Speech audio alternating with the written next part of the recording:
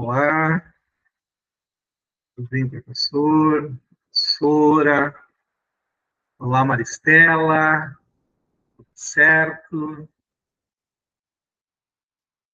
Dar uma... Vou deixar a Maristela mais grandona na tela aí, né?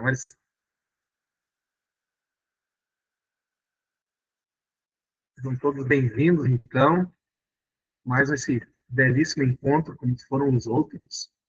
Do meu ponto de vista, a gente tem uma profissional magnífica, que é a professora Maristela Cigana. Obrigado pela parceria, Maristela. Obrigado pela parceria mesmo, tá? E agora é contigo. Então tá, boa noite, pessoal. Então, para quem ainda não me viu por aqui, né, eu sou a Prof. Maristela Cigana, aqui da Juricaba, né, trabalho na sala de recursos de manhã, à tarde, né, acompanho meus filhos na terapia, à noite eu trabalho aqui na clínica que nós temos. Hoje eu vim falar um pouquinho sobre o transtorno de espectro autista, e eu já vou explanar um pouquinho aqui para vocês, uma conversa, né, que a gente vem fazer, deixa eu abrir aqui para vocês, o porquê que esse tema, né, eu teria que trazer ele hoje, né, e falar ele hoje porque ele faz parte da minha vida, né. Eu sou mãe de 2 crianças com transtorno de espectro autista, né, uma nível 1 de suporte e o outro nível 3 de suporte, o Ian e a Lara, né, e o meu marido também está no espectro. Então, falar de transtorno de espectro autista é falar da minha vivência total, né, diária, além de todas as outras deficiências com quem eu trabalho, síndromes, né, enfim. E eu trouxe um pouquinho, para quem ainda não viu, eu já trouxe essa imagem, acho que foi na primeira vez que eu apresentei, né, que eu conversei um pouquinho com vocês aqui o ano passado, eu trouxe uma imagem, essa é a minha família, né, então é para esse que é o propósito da minha vida, do meu trabalho, né, é para eles que a gente vai à luta, eu acredito que quem é mãe, né, sabe, pai e mãe, sabe do que eu estou falando, né. Então, trazer hoje aqui minha família para mostrar um pouco para vocês e falar do transtorno do espectro autista tem um baita de um significado, pela questão de que, olhando assim, pensa, poxa, a Mari tem 2 filhos com TEA, né? Então, ao longo da nossa conversa, né, que eu sempre penso que é uma conversa, assim, vocês podem, né, ir sinalizando para a gente conversando, colocando ali na caixinha de comentários alguma coisa, alguma dúvida, falar deles em função de quê? Da parte toda a genética que vem acoplada ao autismo. Até hoje, eu tive uma situação, né, na rua, assim, encontrei uma pessoa e ela me questionou sobre o T e tal, e muito interessada a pessoa, enfim, eu achei muito engraçado, assim, porque ela me disse assim, nossa, e tu tem 2? Eu disse sim. E ela, e por que tanto agora, né? Então, tudo isso eu trouxe para conversar um pouco para vocês, para a gente falar, sim, do transtorno de espectro autista, mas falar um pouco além do diagnóstico do transtorno de espectro autista, do que vem, o que impacta, né, tanto a criança em si, né, o adolescente, o adulto que tem o transtorno de espectro autista, quanto as famílias e quanto o ambiente escolar também, tá? Então, isso tudo é o que a gente vai tentar conversar hoje aqui. Como eu disse antes, ficam bem à vontade de ir colocando o que vocês gostariam, né, as dúvidas, né, interesse ao longo da conversa, porque, claro, daqui a pouco eu vou deixar falhar alguma situação de falar sobre o T aqui, em função de que é um assunto tão complexo, é um dos transtornos mais complexos da infância e juventude da fase adulta também, dos transtornos mentais é um dos mais complexos.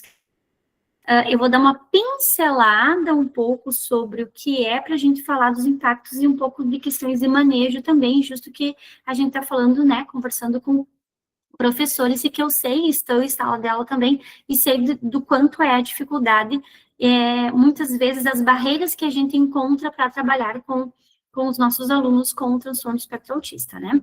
Porque o transtorno não vem sozinho, né? Ele vem já junto com muitas outras situações, tá? Então, eu quero recapitular uma fala, um pedacinho de uma fala que eu conversei já há um tempo atrás com você sobre o que é, né, o neurodesenvolvimento, né, que ele é um processo contínuo e sequencial. Então, assim, ele trabalha-se em sequência, né, porque vai se ser uma sequência de um aprendizado que sequencia outro, que vai para outro, e ele é um processo contínuo, por quê? Porque o nosso neurodesenvolvimento, a gente inicia a nossa fase desde quando a gente nasce até a nossa o último suspiro de vida, tendo um processo contínuo de aprendizagem. Lógico que no início, com janelas de aprendizagem muito maiores, de 0 a 3 anos, é muito, muito grande mesmo as janelas de aprendizagens que a gente tem, as sinapses, né, as conexões, e aos 6, né, também é uma fase muito importante, 0 ao 3, 3 ao 6, depois a gente diminui um pouco do ritmo, né, mas continua aprendendo ao longo da vida, então por isso que é um processo contínuo. E aqui eu trago para vocês as habilidades que estão envolvidas nesse processo, umas das maiores habilidades, não estão todas, porque senão daria, acho que os 50 slides só para falar das habilidades que a gente desenvolve ao longo da vida. Mas aqui as maiores, né, e mais complexas que a gente tem, das habilidades que nós desenvolvemos e que estão associadas ao transtorno de espectro autista. Então, tem a habilidade social, as habilidades de aprendizagem, de linguagem, atenção e inteligência. Todas elas estão associadas ao TEA, né? Muitas questões da inteligência, muitos do TEA não são o que a gente vê por ali nos filmes, né? É difícil a gente encontrar filmes, né, documentários que falam do transtorno do TEA, né? Vou falar, para não falar transtorno do espectro autista, do TEA, né? Como um nível mais grave de suporte, né? Tem um filme que eu assisti, até se vocês quiserem anotar, agora me veio em mente, é O Farol das Orcas. Esse fala do nível 3 de suporte, mas é difícil a gente ver.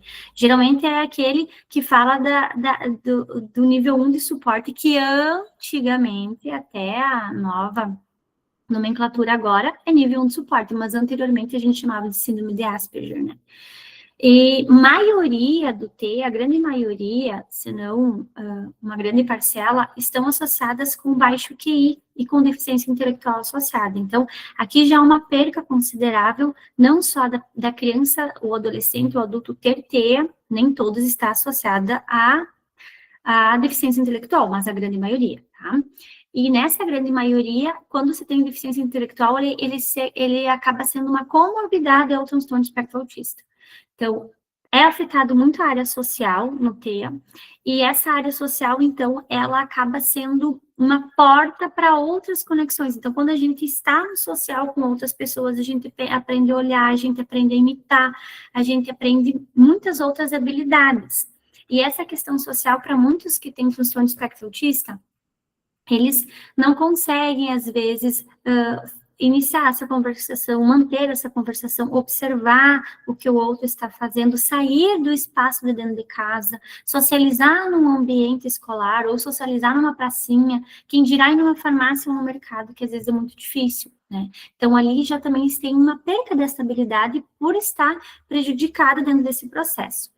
As questões de aprendizagem, elas estão ligadas diretamente com as questões de inteligência social, atenção e linguagem. Então, a gente também precisa de todas essas habilidades para concretizar uma aprendizagem, né? A questão da linguagem também é uma situação que, dentro dos critérios diagnósticos para o TEA, tem que ter, né, déficits significativos, comunicativos, né, e sociais. E nessa questão da comunicação entra dificuldade, né, de manter, iniciar uma conversação, crianças que não chegam até um ponto de não conseguir falar, que tem que usar aplicativos de fala, né, e a linguagem, tanto como social, é uma porta para a gente observar outras coisas, a linguagem também é uma porta de comunicação, que é uma comunicação, que acaba sendo uma interlocução para as nossas relações também, para pedidos, para compreensão, para expressão de dor, para mostrar nossas necessidades, nossas preferências. E o que acontece dentro do TEA? Quando a linguagem ela é muito prejudicada, a criança acaba, em muitos casos, exacerbando em comportamento, né? Vamos se colocar um pouco no lugar das pessoas com TEA que não conseguem falar, né? Que não conseguem se comunicar. E elas estão compreendendo o que está acontecendo no entorno delas. E não conseguem expressar isso. E então acabam exalando em comportamento. Então, assim, eu estou vendo, não estou me agradando disso, isso está me incomodando, não consigo me comunicar o que eu vou fazer. Eu vou gritar, eu vou chorar, eu vou me atirar, né? Então, a maioria e está correlacionada, se não tiver uma outra comorbidade, algum outro transtorno, como um TOD, ou uma situação que é mais comportamental mesmo, a linguagem está diretamente relacionada a essa questão da expressão, e a expressão em forma de comportamento, né? E as questões atencionais, então aqui entra atenção focal, atenção compartilhada, alternada, né, que a criança às vezes também não consegue manter esta atenção, né, pela dispersão, né, pelo foco, não conseguir ter o foco, né, não conseguir manter o olhar. Então, todas essas habilidades estão interligadas nesse processo contínuo e sequencial, e todas elas estão prejudicadas de alguma forma no transtorno de espectro autista. Então, pensando numa pessoa que não tem TEA, a gente vai aprender, né, de uma forma natural, imitando, olhando, né, modelando, sequenciando, mas a pessoa que tem TEA, todas essas habilidades aqui, prejudicadas estão pelo transtorno, né, por tudo que acontece dentro do cérebro dessa criança, né, desse adolescente, né, desse adulto, enfim, dessa pessoa com TEA, e ela acaba tendo prejuízos, né, em todas dessas áreas, essas habilidades, consequentemente no social, na escola e na família. E esses prejuízos, dessas habilidades, elas vão em intensidades, tanto do nível 1, 2 ou 3 do suporte, que a gente vai conversar um pouquinho mais para frente. Então, aqui, pensando antes de falar, o que é autismo, né? E todo mundo fala, autismo é aquele que faz assim, a pessoa com autismo é o que faz aquela. A gente pode observar alguns marcos do desenvolvimento que são sinais de alerta para a criança com TEA. Eu sempre falo que um material riquíssimo, que muitos pais ocupam apenas para vacinação, é a carteirinha que a gente já chama, não é a carteirinha da criança, é a carteirinha de vacinação, né? E essa carteirinha da criança, ela tem num dado momento, agora tem vindo umas mais atualizadas ainda com outras situações. Ela tem a fase da criança, por exemplo, de 0 a 2 meses, o que a criança tem que olhar? Virar o rosto, acompanhar o objeto, aos 2 meses, sorriso social, e aqui tem um marco onde ela precisa fazer. Então, fazendo dentro daquela janela de aprendizagem que ela precisa fazer, a gente marca um P de positivo. Se ela não fez, um F de falhou. Às vezes, a criança está na fase de 1 a 2 meses, mas ela completou esse marco lá com 3, 4 meses. Então, passou do marco do desenvolvimento. Aí entra aquela questão, cada criança tem o seu tempo. Será? Não. Cada criança, a gente tem que sempre reformular essa questão. Cada criança tem seu tempo dentro do tempo da janela de aprendizagem que aquela habilidade tem determinado tempo para ser desenvolvida. Por exemplo, do 0 aos 2 meses, a criança acompanhar o objeto. Beleza. Ela tem desde os 15 dias, né, desde o nascimento, 15 dias, 20 dias, para começar a desenvolver, até 2 meses, 60 dias. Passou dos 60 dias, esse é o tempo. Esse é o tempo da criança dentro do tempo deste marco. Passou esse tempo, é atraso, né? A criança tem até 1 ano e 3 para caminhar. Beleza, tem criança que começa a caminhar com 9, com 10, com 11, com 1 ano e 1, 1 ano e 2. Esse é o tempo dela, é a janela do desenvolvimento do caminhar. Passou de 1 ano e 3, já é atraso, então a gente tem que começar a observar o que atrasou, né? O que veio antes, né? O que está interligado a isso. Então, eu trago assim como uma referência para observar que é um material riquíssimo e que traz alguns pontos e sinais de alerta. Um dos primeiros sinais de alerta é ao acompanhar essa fase do desenvolvimento, né? Para determinar quando vai ser ter ou quando não vai ser, né? Nos meus filhos, né, independente falando do atraso, né, independente do atraso que a criança vai ter, a gente não precisa de um laudo. Eu preciso de um laudo para começar a intervir. Não, tem que intervir já. Porque como antes eu comentei, né, com vocês, nós temos a neuroplasticidade cerebral. E aos 0 aos 3 anos, ela é assim, ó, ela tá turbilhão. E eu sempre digo assim, ó, trabalhando bastante com bebês aqui também, intervenção precoce salva vidas. Tem muitas crianças que vêm com atraso e é só um ajuste de organização, não é um atraso que vai vir desenvolver um transtorno, alguma coisa, ou que já tem um transtorno e está mostrando o atraso. Às vezes é questão mesmo de ajuste, de organização familiar, de incentivo, de parar e sentar e brincar com essa criança, né? Porque o atraso, quando ele começa, a criança começa com atraso, passa mês, acumula atraso, é só acumula.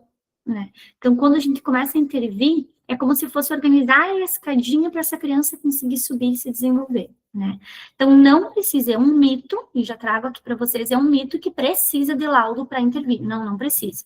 E eu, há 8 anos atrás, meu filho tem 8 anos, né? Há 8 anos atrás, quando nós começamos a perceber com 8 meses que o Iê estava com atraso no desenvolvimento, que eu já comecei a ficar encucada ali por 8 meses, né? Eu busquei fono, busquei físio, e todo mundo, todos que eu procurei, todos falaram, ai, Mari, tu tá procurando coisa e não tem nada. É porque aqui na cidade, uma cidade pequena, e nós tínhamos passado por uma situação bem crítica com a nossa primeira filha, por 2 cirurgias, né, e quase perdemos ela, então acabou que ficou aquela coisa que eu estava exagerando, estava procurando algo, né, um homem falou cabelo em ovo, né, e nesses profissionais que eu acabei buscando e não quiseram intervir porque não tinha, e daí eu acabei em certo ponto ali, nesse percurso, pensando, será que estou vendo a mesma coisa? De tanto, né, que falava. Mas graças a Deus nós temos até hoje um pediatra que sempre nos acompanhou desde o nascimento da Lara, e que olhou e disse assim, Mari, se teu coração diz, como mãe, que tem algo que não está certo, vamos buscar. E a gente foi, né, e já naquela época, 8 anos atrás, já era difícil conseguir neuro, né, então a gente conseguiu neuro apenas com 1 ano do Ian, e eu já fui com uma cartilha prontinha de todos os atrasos que estavam, e fui acolhida, muito bem acolhida, e a neuro olhou e disse assim, realmente, observando todos os atrasos, né, há sinais muito fortes de TEA, mas como é uma criança de UTI, que o Ian ficou 30 dias no UTI, a gente precisa observar tudo que veio anterior a isso, né, se não teve alguma situação dentro da UTI, né, que ele teve situações bem de risco lá dentro, né, ele ficou muito tempo entubado, sem estimulação e tal, para ver se não estava associado a isso. E realmente, né, não teve danos na questão da UTI, mas todos veio depois com o diagnóstico. Ao 1 ano e 3 a gente já tinha a comprovação que ele tinha TEA, mas o diagnóstico só veio com o 1 ano e 6, porque naquela época a legislação só podia fechar o diagnóstico com o 1 ano e 6, então foi super precoce o diagnóstico do Ian. Mas o que eu quero trazer essa história para vocês é que ele foi na neuro com 1 ano, a gente saiu da neuro, ele tinha feito aniversário no sábado, a gente tinha consulta na terça. Ele saiu da neuro e a gente foi e é muito engraçado, a gente saiu com o papel da neuro e a gente foi, claro, obviamente não fui nos mesmos profissionais que achavam que o Ian não tinha nada, fui em outros, procurei outros, e a acolhida tendo um papel que dizia o que ele poderia ter, foi bem diferente, tá? E todo mundo poderia intervir, todo mundo queria intervir, né? E acaba sendo isso de praxe, passaram-se 8 anos e eu ainda vejo isso de quando a família busca, nem sempre tem esse acolhimento, que geralmente precisa de um papel médico para comprovar que a criança tem, e isso é um mito, pessoal.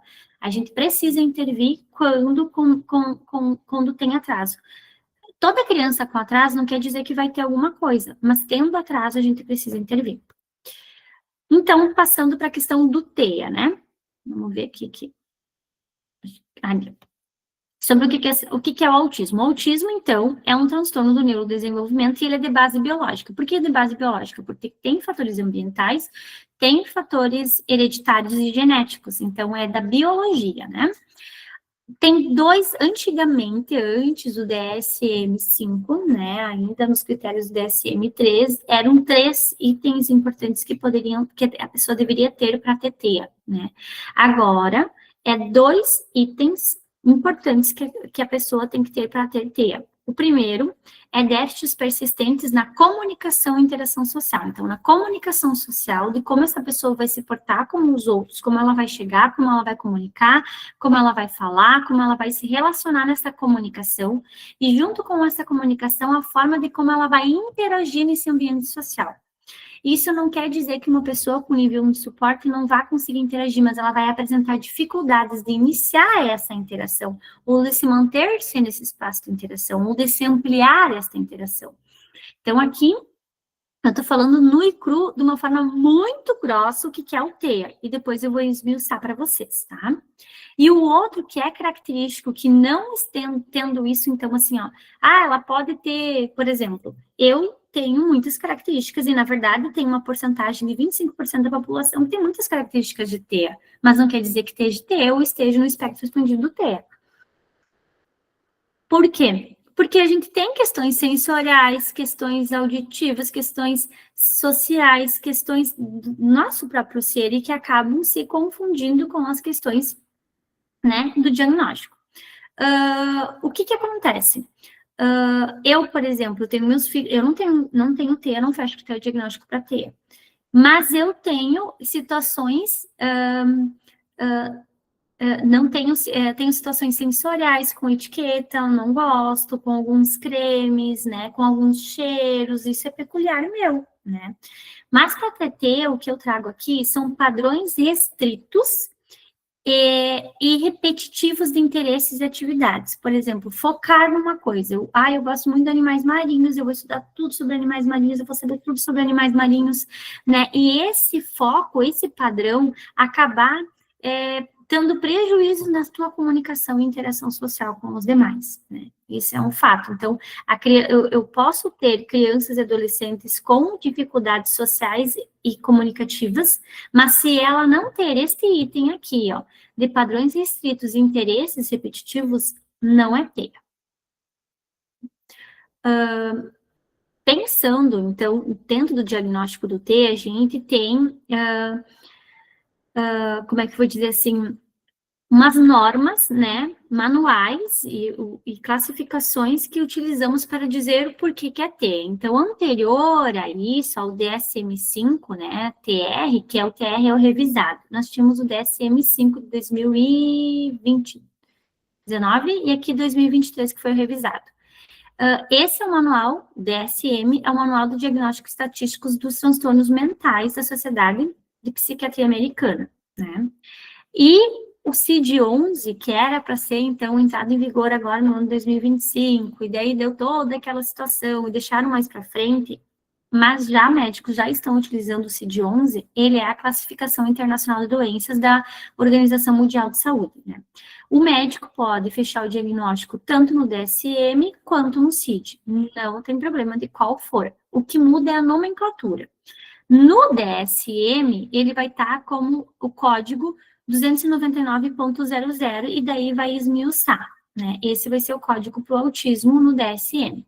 No código para o CID-10, ainda tem médicos que fecham o CID-10, né? Porque ele ainda está em vigor, é o F84.0. Mas por que já foi o código do CID-11? Porque no F84.0, no CID anterior ao CID-10, o F84.0, ele vai 84.0 para autismo infantil, 84.1 para síndrome tal, 84.2 para transtorno de outra coisa. Então, ele esmiuça para questões que já não estão mais na classificação do autismo, saíram, inclusive a nomenclatura de síndrome de Asperger, né, que agora entrou como autismo mesmo. Então, esse código aqui, ele fecha só para TEA, e aqui fecha só para TEA também, o 6A02, que vai 6A0201, que daí então é autismo com dificuldades mínimas de fala sem questões intelectuais. Esse CID-11, ele esmiuça todo o protocolo, tá? Ele vai dividindo, eu não sei, eu falei agora sim aqui, mas eu não sei de cabeça, né, decorando o que é o 6A02, 6A02, né? Esse inicial código, e depois ele vai esmiuçando para que tipo de TEA essa criança tem, né? E que pode mudar ao longo do tempo também. O código, né, porque a criança vai evoluindo. Então, para os critérios diagnósticos baseados no DSM-5 revisado, nós temos o critério A, B, C, D e E. Nós temos 5 critérios dentro do pontinho 1 e do pontinho 2 que a gente olhou lá atrás. Tem 5 critérios para dizer se é T ou não, tá? No critério A, ele vai falar sobre os déficits persistentes na comunicação e interação social, que é o item 1 que a gente tem lá, em vários contextos. E nesse tem que estar todos os 3 itens. Ele é dividido no critério A, ele é dividido 3 itens, e tem que estar os 3 para fechar critério diagnóstico de TEA. Se eu tiver esse e não tiver o terceiro, não é TEA. Então, na comunicação e interação social, eu tenho que ter limitação na reciprocidade social, emocional com as pessoas. Então, eu tenho que ter uma dificuldade desta reciprocidade com o outro, né? Dificuldade de compartilhar esses interesses e estabelecer uma conversa, tá? Ou seja, o chamo parece que não está ouvindo, não articula o diálogo, tem pouco interesse compartilhado, só observa a conversa, às vezes tem o contato visual, só observa a conversa, mas não interessa, do nada sai com um assunto totalmente aleatório da conversa, corta essa conversa com outras questões que não é dessa conversa, né? Isso é uma limitação. No item 2, é ter limitação de comportamentos na comunicação não verbal usado para interação social. Aqui está muito as questões das piadas, a linguagem corporal, por exemplo, eu tô nervosa, né? Digamos que eu tô nervosa aqui, eu tô falando com vocês e, olha, eu tô fazendo uma comunicação não verbal, né? Não paro de mexer meu cabelo, é uma comunicação não verbal. Ou eu posso não estar nervosa e estar encucada com a minha franja aqui, né? E daí acaba fazendo uma situação de que eu estou, né, me comunicando de uma forma não verbal, mas que vocês que não têm T estão entendendo que, ou cortei a franja, ou está incomodando, ou eu estou inquieta, que eu tenho que estar me mexendo. A pessoa com T não vai perceber isso, né? Não vai perceber. Essa linguagem corporal, né? Essas questões sutis de comunicação, essas questões da piada, de quando a gente faz, por exemplo, nossa, tá chovendo muito, tá chovendo canivete hoje. Eu já tive paciente que foi olhar na janela para ver e ele me disse, onde está o canivete? Né? E era uma chuva muito, né, torrencial, era grande, né? As questões da expressão facial, né? Tá muito feliz ou tá triste. Essas questões do medo, do assustado, do que tá nessas entrelinhas, além do triste e do feliz, né? Tem também essas dificuldades de interpretações.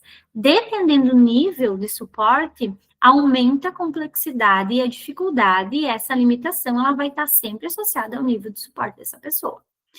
Limitações em iniciar, manter e entender relacionamentos, né? Essa é uma outra situação. Então, assim, nessa questão de iniciar, manter relacionamentos, na criança vem muito essa questão de falta de interesse de brincar com o par, do brincar imaginário, de imaginar aquela situação, ou brincar imaginário, por exemplo, do carrinho só, brum, brum, não tem um brum, sobe aqui, caiu, escorregou, vai abastecer o tanque no posto de combustível. Não, ele fica muito limitado, engessado e repetitivo na mesma brincadeira. Já nos adolescentes e adultos, essa limitação iniciar, manter e entender relacionamentos, se não tem uma pessoa que tem essa reciprocidade de entender o que eu tá falando só dá briga, né? Eu trago uma situação que uma vez aconteceu lá em casa, e eu sempre digo isso e a gente acaba rindo bastante. O meu marido, né, ele, como tá dentro do espectro, foi uma graça, porque a mulher, né, as mulheres, elas são muito românticas, elas gostam de que cada pouco fica falando, e um dia, né, eu parei assim, eu falei, te amo, né, lá pelas tantas, e eu falei assim, por que tu não fala que tu me ama? E ele, mas tu já sabe, eu já te falei, por que tem que ficar repetindo cada pouco? Então, assim, para ele é óbvio, eu tô casada contigo, eu já falei que eu te amo, entende? Mas para os outros isso é uma questão sutil de entender esses relacionamentos. Claro que isso vai melhorando com o tempo, porque depois eu ficar falando tanto, vai falar de volta, né? Nesse sentido assim, de também há um treino, e a pessoa também vai mudando esses comportamentos ao longo do tempo. Mas, para o critério diagnóstico, precisa ter essas limitações, tá? Esse é o critério A, ó. Lá em cima tem a diquinha para vocês, ó. Critério A tem que ter os 3 aspectos para ser TEA. Eu tenho o aspecto 1 e tenho o aspecto 3, não tenho o aspecto 2? Eu tenho o aspecto 2 e não tenho o 1 e o 3? Tem que ter os 3. Nas questões, então, agora, do critério B, é as questões de padrões, que é o número 2 lá que eu falei para vocês. O número 2, ele entra nos padrões repetitivos, restritos de comportamento, atividades, né? E destes, ele tem 4, tá? A pessoa tem que ter no mínimo 2. Dos 4, tem que ter 2. Se não ter 2, também não fecha o critério diagnóstico, tá? Então, pensando no critério B, dos 4 itens que ele tem, tá? Olha só, critério B lá em cima, tá? Dos 4 itens. Tem que ter questões motoras, então estereotipias, né? Aquela questão de ficar mexendo. A estereotipia pode ser estereotipia ocular, pode ser aqui, pode ser uma estereotipia de mexer no cabelo. Geralmente os adultos nível 1 de suporte é uma estereotipia não tão acentuada, né? Então, assim, ó, fica mexendo no cabelo, na orelha, no brinco, perninha balançando, pé chacoalhando, né? Batendo, o corpo, né? Minha menina, ela tem essa questão de estereotipia na conversa, ela não consegue me pedir ou falar alguma coisa sem estar se balançando, né? Ela tem 14 anos. O meu marido que tem, ele olha para ela, Lara, para, né? Não consigo, ela diz assim. Eu falei, tá, e tu também não consegue parar de mexer teu pé quando tá assistindo o filme, o pezinho dele tá lá assim, ó, né? Mexendo o pezinho, né? Então, assim, são estereotipias, né, suaves, mas tem estereotipias que mostram mais questões. Então, assim, alinhar objetos, girar objetos, ter ecolalia de fala é uma estereotipia muito que aparece muito assim em níveis nível 1, depois quando destaca o nível, por exemplo, tá falando com a criança lá, e o que você está fazendo? Em vez de ele me dizer, estou brincando, né? Ele vai falar, o que você está fazendo? Ele vai repetir a minha fala, isso é uma ecolalia, né? Então, tem ecolalias mais, por exemplo, acentuadas de linguagem geostática, que a gente fala, que é aquela linguagem que repete a coisa do filme. Papai Pig subiu no barco e vai andar com o vovô Pig, né? Então, eles repetem o filme, repetem a entonação, e isso não é comunicação. Isso é uma forma de linguagem, mas não é uma forma de comunicação. E também entra em movimentos, né, repetitivos, porque fala repetitivo, ou não precisa ter tudo isso. Precisa ter um item repetitivo, um item que mostre que é repetitivo para ser movimento motor repetitivo. Insistência nas mesmas coisas, então adesão a padrões e rituais, comportamentos verbais ou não verbais, né? Por exemplo, sofrimento com pequenas mudanças. Nós temos um cardápio lá em casa, e eu falo lá de casa, porque assim, é lá de casa, né, e não tem problema eu falar para vocês, né, a gente nunca escondeu isso e sempre conversa, eu acho que é uma forma rica de também mostrar situações de que não é só o nível 3, também é outros níveis, né, que tem um cardápio, né, um cardápio que foi feito em conjunto, porque tirando eu, a única coisa que eu não como era abóbora até então, né, comia de tudo, mas lá em casa o Leandro tem um tipo alimentar, a Lara tem outro tipo alimentar, e o Ian extremamente seletivo, né? Agora eu tenho alergias, então agora entrei num padrão seletivo também, mas por causa das alergias. O que aconteceu um dia? A gente organizou um cardápio que fosse nutricional, mas que fosse organizado e que atendesse as demandas de todos, né? Entramos num consenso lá em casa para organizar. Eis que um dia faltou uma carne, numa quarta-feira, que era o dia lá da mandioca, da carne do porco, feijão e arroz. E não tinha carne de porco, tinha carne de galinha, e a minha tatinha que faz almoço, ela me mandou mensagem, sai, faz uma galinhada, né? Por quê? Chegamos de meio-dia, a minha menina, mas por que hoje tem galinhada? Eu disse, não, porque faltou a carne de porco, né? Mas hoje é o dia da carne de porco, sim, mas não tinha. Né? Então, a questão de não conseguir, às vezes, nem se alimentar, porque hoje não é aquele dia daquele cardápio. Né? Daí eu percebi que o cardápio estava enrijecendo, era para ajudar uma rotina e acabou enrijecendo uma rotina.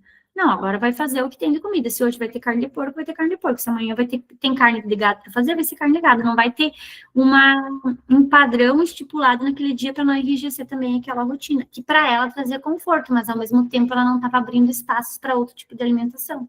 Né? Então, essa pequena mudança causava desconforto. né?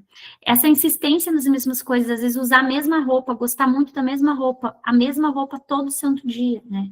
Por exemplo, nível 3, a insistência está em fazer todo dia a mesma rotina. Se eu quebro um pouquinho o padrão da rotina dele, a terapia dele começa todo dia às 1h da tarde. Se um dia começar às 2 porque a terapeuta da uma não veio, Terceira Guerra Mundial, às vezes não querem entrar na clínica. Tem que estar negociando mais de 10 minutos dentro do carro, trazendo um reforçador master, hiper, né, mega, para ele poder sair do carro para entrar, porque não era horário, porque ele tem noção do tempo, e todo mundo saiu a 1, ele não saiu, porque que ele saiu às 2, já quebrou a rotina do padrão de sair a 1h, tivemos que buscar ele às 2, e daí tá feito o negócio, né. Então, isso é uma adesão inflexível em padrões ritualizados, né. Interesses altamente restritos em intensidade e foco mais do que esperado. Então, aquilo que eu falei, planetas, números, trabalho, foco em trabalho também é o hiperfoco, quando não consegue desfocar, chegar em casa e relaxar, né, e ter que estar abrindo o computador e tem que estar resolvendo e não ter que estar encerrando, né, as situações do que estão acontecendo dentro desse espaço, né, e isso tudo é restrito, né, e quando é muito específico, por exemplo, uma conversa, eu não consigo conversar de outra coisa a não ser do meu interesse, isso é um interesse restrito em intensidade, então, às vezes mais, às vezes menos, às vezes focado em duas coisas, e às vezes alternando, tem que ter isso também, tá? Hiper ou hiporreatividade a estímulos sensoriais. O que é hiper? É demais, tá? Eu sinto demais. E hipo, eu sinto de menos. Então, o meu pequeno nível 3, o Ian, ele sempre sente de menos. Desculpa, mas eu tô com o meu ouvido, parece que tá dando um eco, acho que tá meio trancadinho. O meu menino, ele sente de menos. Ele cai, ele fica todo roxo, machucado, ele não vem pedir a colo. A gente que tem que estar, você caiu, fiz ai, deixa a mamãe ver o que aconteceu. Nós precisamos estar o tempo todo mostrando para ele que tá doendo, que né, para ele sentir isso. A minha outra menina, né, já sente demais. Então, tem essas questões sensoriais. O que eu senti demais é ruim? Para quando tem dor, nunca vai ter remédio suficiente. O que é ruim? A questão da hiporreatividade. Nunca sente nada, se coloca em perigo o tempo todo. Às vezes a gente vai descobrir uma pneumonia quando está muito acentuada, uma dor do ouvido quando está vazando, porque não sente, né? Então, acaba com o processo infeccioso, a gente vê que muda o comportamento, vai ver, já está no limite, assim, que tem que entrar com antibiótico, às vezes até com internação, né, para mexer nisso. Nessas questões também tem questões de temperatura, tem reações a texturas, por exemplo, eu tenho hiperreatividade, então questões de etiqueta, eu não gosto, mas eu não tenho movimento motor, eu não tenho altamente interesse em restrito, eu não tenho insistência nas mesmas coisas, então eu não fecho. Para fechar tem que ter do critério B, tem que ter 2 desses 4. Tá? Por que eu estou passando? Vocês devem se perguntar, mas ela vai me falar da teia, mas por que ela está passando sobre o que é teia? Para a gente ter uma base e ver que teia não é assim, andar na ponta do pé é teia, atraso de fala é teia. Não, é muitas questões que têm que ser avaliadas para depois falar se é teia ou não. Sim, há sinais que podem levar a fechar um diagnóstico de TAE, mas a gente não pode banalizar esse diagnóstico, né? Uso excessivo de telas, causa TEA. Não causa. Causa bloqueio social, causa bloqueio de interação, causa diminuição de comunicação, mas não causa TEA, né? Então, para a gente ter essa questão de dosar realmente do que é e do que a gente está falando, porque, como eu disse, é um dos transtornos mais graves, né? E a gente não pode banalizar isso, porque acaba, as pessoas que têm sofrem muito, né? Sofrem elas, né? Quem está no entorno, quem está diretamente associado a elas também. E o critério, então? Daí falamos, tá, mas o A e o B, o A tem que ter 4, o B tem que ter 2, fechou teia. Não. Esses sintomas, eles devem estar presentes precocemente no período de desenvolvimento, principalmente na primeira infância, antes dos 6 anos. Então, quando a gente vai fechar o diagnóstico de TEA de um adulto, precisa olhar o histórico anterior, falar com a mãe se tem, né, viva nesse momento, né, de um adulto, e às vezes acontece dos pais ter falecido, ou algum parente que lembre de como é que era a infância, e fale como que era essa criança, porque essas sintomatologias que a gente fala do critério A e B tem que estar frequentemente na infância. E se às vezes tem, mas está sutil, quando chega uma demanda social, ele, bum, e desmascara todo e se mostra. Foi o que aconteceu com a minha filha, que agora tem 14 anos, fechou o diagnóstico com 10. O Ian nasceu, e o Ian, como nível 3 muito grave, já foi diagnosticado muito cedo. E a Lara, quando o Ian nasceu, a Lara sempre foi uma menina mais tímida, mais na dela, não era muito social, muito focada, assim, em aprender, se alfabetizou sozinha aos 4 para 5 anos, né? Eu, sendo professora, eu não fui parar para ensinar a letra, ela tinha muito interesse. Que letra é essa? Ah, esse é o A. E esse sonzinho, mamãe? Esse sonzinho faz A. E esse aqui? Bu. E quando veio um dia, ela pegou o livro e começou a ler. Eu só olhei assim para o meu marido, quando é que foi que ela aprendeu a ler que a gente não viu, né? E ali, a questão da leitura me acendeu uma situação. Mas ela era assim, tu falava na escola, não, super comportada, não tinha nada, O que aconteceu? Tinha algumas questões de alimentação, mas não se falava muito de TEA naquela época, né? Então, a gente foi perceber o TEA nela a partir do TEA do Ian. Depois que a gente descobriu o diagnóstico do Ian, que a gente foi olhar, nossa, mas a Lara tem isso, mas ela tem isso. Só que foi um período de nascimento que eu fiquei internada por 60 dias antes de ter o Ian, depois o Ian nasceu, eu tive mais o tempo do hospital, então foi uma demanda de 3, 4 meses ali, que foi uma turbulência de emoções para ela. Então, tinha aquela questão emocional associada também. Então, ela já entrou para terapia e tal. Nesse período, que ela tinha 7 anos quando o irmão nasceu, até os 10, ela ficou em terapia. Teve uma época que ela entrou com medicação. E daí foi, que de tanto a gente vê questões assim, que cada vez começaram a aparecer mais, ela fez testagens, né? Fez teste de QI e daí ali fechou, né? A questão de altas habilidades, que era uma coisa que a gente já desconfiava, né? Altas habilidades de superdotação, e tinha uma questão muito social. Então, a partir dos 8 anos, ela começou a se isolar, não conseguiu ficar mais perto no recreio com os outros, se alterava com muito barulho, tinha muita dor de cabeça, e fazia exame, revirava ela do avesso e não tinha nada, né? Então, eram todas questões de demanda social mesmo. E que meninas, depois eu vou falar mais, o diagnóstico feminino, ele é mais mascarado, porque as meninas, elas tendem a imitar mais. Então, acaba que elas usam a tal do masking, né? A máscara, né? Eu consigo imitar e mascarar o que eu estou sentindo. Só que quando vem uma demanda muito específica, eu não consigo não aguentar mais, não consigo mais mascarar e explode. E daí, às vezes, são subdiagnosticadas com depressão, com ansiedade, mas a premissa do diagnóstico é o TEA, né? Então, tem um certo cuidado com isso, né? Então, o critério A tem que ter os 4, o critério B tem que ter 2, o critério C tem que estar presente na primeira infância. Se não estiver presente na primeira infância, não é TEA, tá? Posso ter os sintomas, mas não tive na primeira infância? Não. Então, o que é agora? Deve ser outra coisa. Critério D. Tem que ter prejuízos significativos clinicamente. Se eu tenho essa sintomatologia, a gente chama, às vezes, sintomatologia, mas na verdade são características, e perdão pela troca. Eu tenho essas características me apresentando. Eu tenho que ter um prejuízo, né? Nessa questão social, pessoal com as outras pessoas, porque se eu tenho as características e não tenho prejuízo, não é TEA. E por último, por fim, né?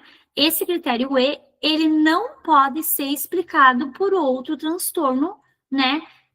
Principalmente no transtorno de desenvolvimento intelectual, que tem situações mascaradas ali em conjunto com ele, ou um atraso global de desenvolvimento, que pode ser qualquer outro transtorno da infância, né, ou na adolescência, qualquer outro transtorno mental que está associado a esses itens, mas que não é TEA. Então, a gente tem que observar os 5 critérios, A, B, C, D e E, e focando também nas questões de apresentar a quantidade necessária para fechar o diagnóstico. Né? E quais são esses, então, critérios? Então, lembrando aqui, não pode ser explicado por transtorno de desenvolvimento intelectual, que é o DI, que a gente chama, né, a deficiência intelectual, que antigamente, antes do DSM-5 revisado, era deficiência intelectual, agora é transtorno de desenvolvimento intelectual. Tem que apresentar na primeira infância e tem que ter clinicamente significativo isso.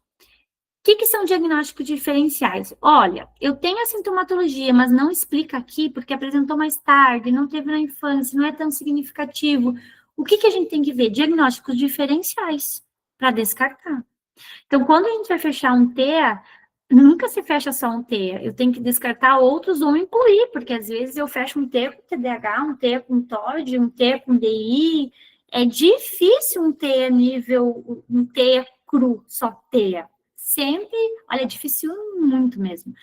Sempre está associado a alguma outra situação, uma outra comorbidade. Então, tem para descartes de TDAH, DI, transtorno de linguagem, então, às vezes, uma apraxia de linguagem, um transtorno motor de fala, que ele não está falando TEA. Não, né? Bem, lembrando de todos aqueles critérios. Transtorno na comunicação social, mutismo seletivo, já ouviram falar? Não? Mutismo seletivo é assim, a criança fala em casa, é uma tagarela, chega no público, ela seleciona o lugar onde que ela quer falar, né? Então, daí, na parte social não fala, daí acho que tem prejuízo social também, às vezes é só um mutismo seletivo mesmo. Transtorno do movimento estereotipado, então, que também não é TEA, mas eu tenho um movimento estereotipado, mas eu não tenho questões de linguagem, não tenho questões de outras questões motoras, eu não tive isso na primeira infância, né? Então, tem tudo isso para descartar também. A síndrome de Rett, que antes, no CID-10, ela entrava no diagnóstico entrava nos critérios diagnósticos, né? Então, agora ela foi descartada, tirada, porque ela tem aspectos de TEA, mas ela é uma síndrome porque ela tem marcador genético. Então, a gente chama de síndrome, qualquer síndrome, quando a gente faz um exame genético, eu tenho um marcador genético que diz que, por exemplo, trissomia do cromossomo 21, síndrome de Down, né? Eu tenho um marcador genético que diz de onde que é. E por isso que é síndrome. Então, sendo síndrome, sai da parte do T, sendo como primário, né, da situação. Transtornos de ansiedade, toque. Então, às vezes, a pessoa tem toque, tem que deixar tudo alinhado. Tá alinhando, é T, não, às vezes é toque mesmo. As esquizofrenias, né, entrou aqui as questões das psicoses também, e os transtornos de personalidade. Então, a gente tem que descartar isso para chegar a um diagnóstico de T. Não é tão simples assim fechar um diagnóstico de T. Então, nós temos alguns testes de rastreio, não vou trazer todos aqui, tá? Mas eu quero trazer um que é um teste de rastreio que vocês digitam na internet, vocês têm acesso. Tem um projeto de lei que chama Lei 443 de 2024. Essa lei destina que agora é obrigatório na rede única, né, Sistema Único de Saúde, fazer esse teste de rastreio a partir de 1 ano e 3 meses da criança até os 3 anos de idade. Mais do que os 3 anos não dá para usar o MChat. Esse MChat são 23 questões, que é sim ou não. E dentro dessas 23 questões, tem certas questões que são questões de risco, né? E ele tem também, no final, é uma folha inteira de questões, e no final tem também como a gente pode fazer a pontuação. Ele é bem simples de entender, qualquer um que vai ler lá entende, né?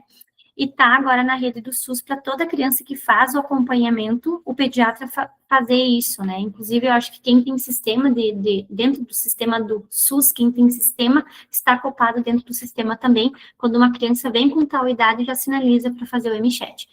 E é muito importante, assim, porque o MChat a gente usa em área clínica também para rastreio, né, do TEA, né?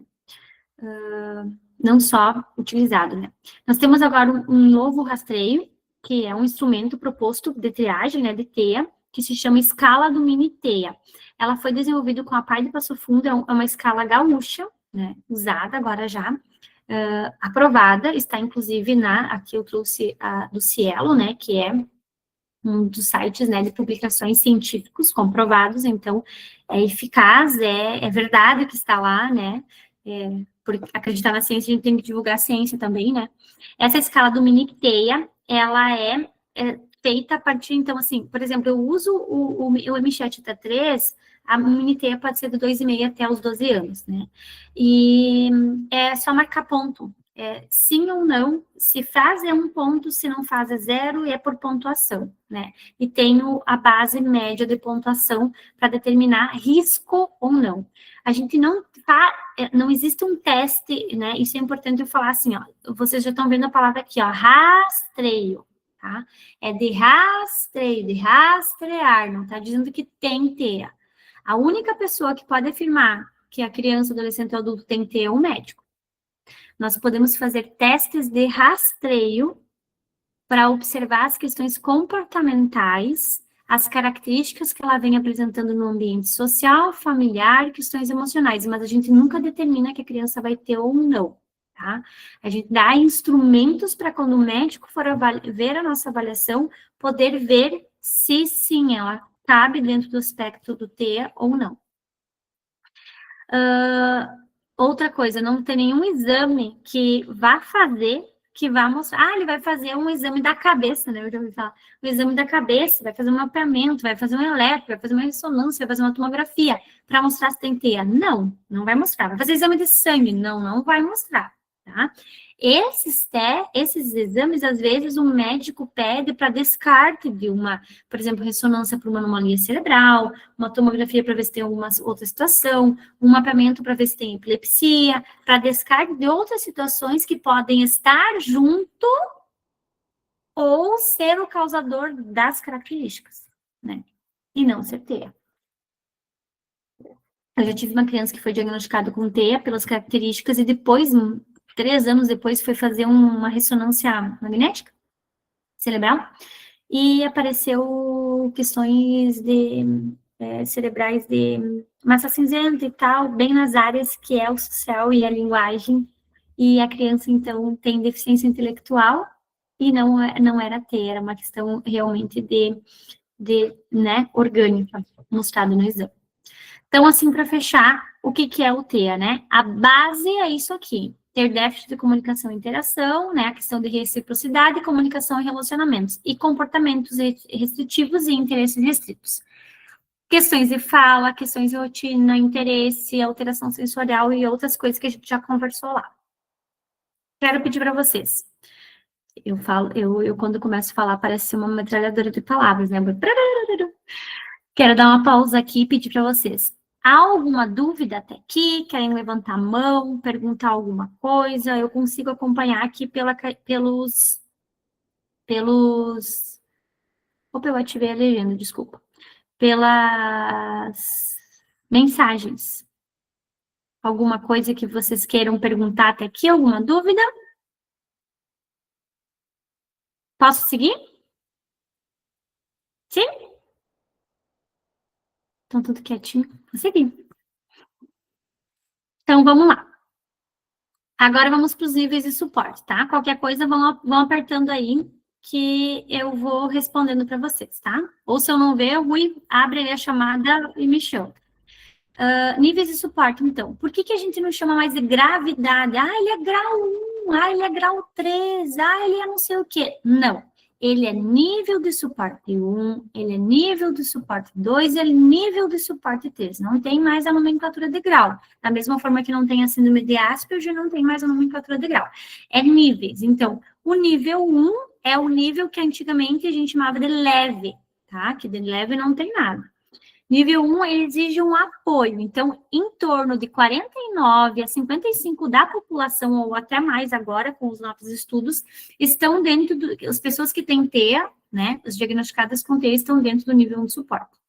Nível 2, exige apoio substancial. Então, tem uma pessoa que está ali, mas dá para dar uma folguinha, dá para dar uma olhadinha, mas precisa de apoio substancial. Então, é um apoio para, às vezes, se alimentar, comer, né?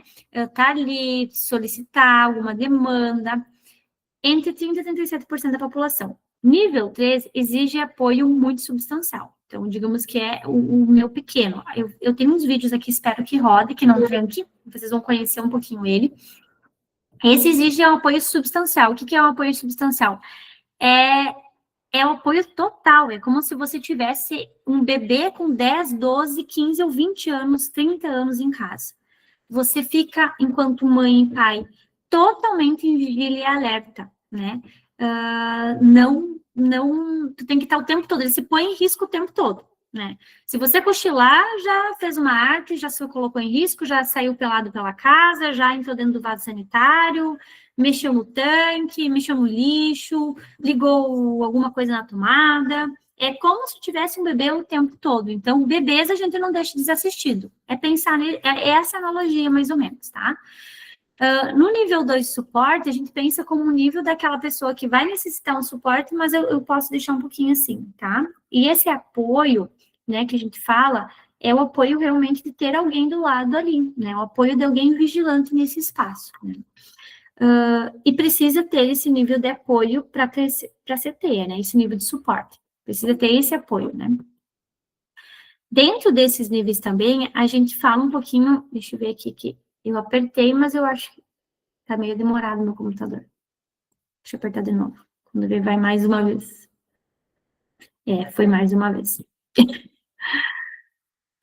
Nesse apoio, a gente fala também do espectro autista. Por que não é transtorno autista e é transtorno do espectro autista? Porque existe um espectro dentro desse espaço, né? Uma variável. O espectro quer dizer que ele se manifesta de diferentes formas, em diferentes questões, em diferentes pessoas.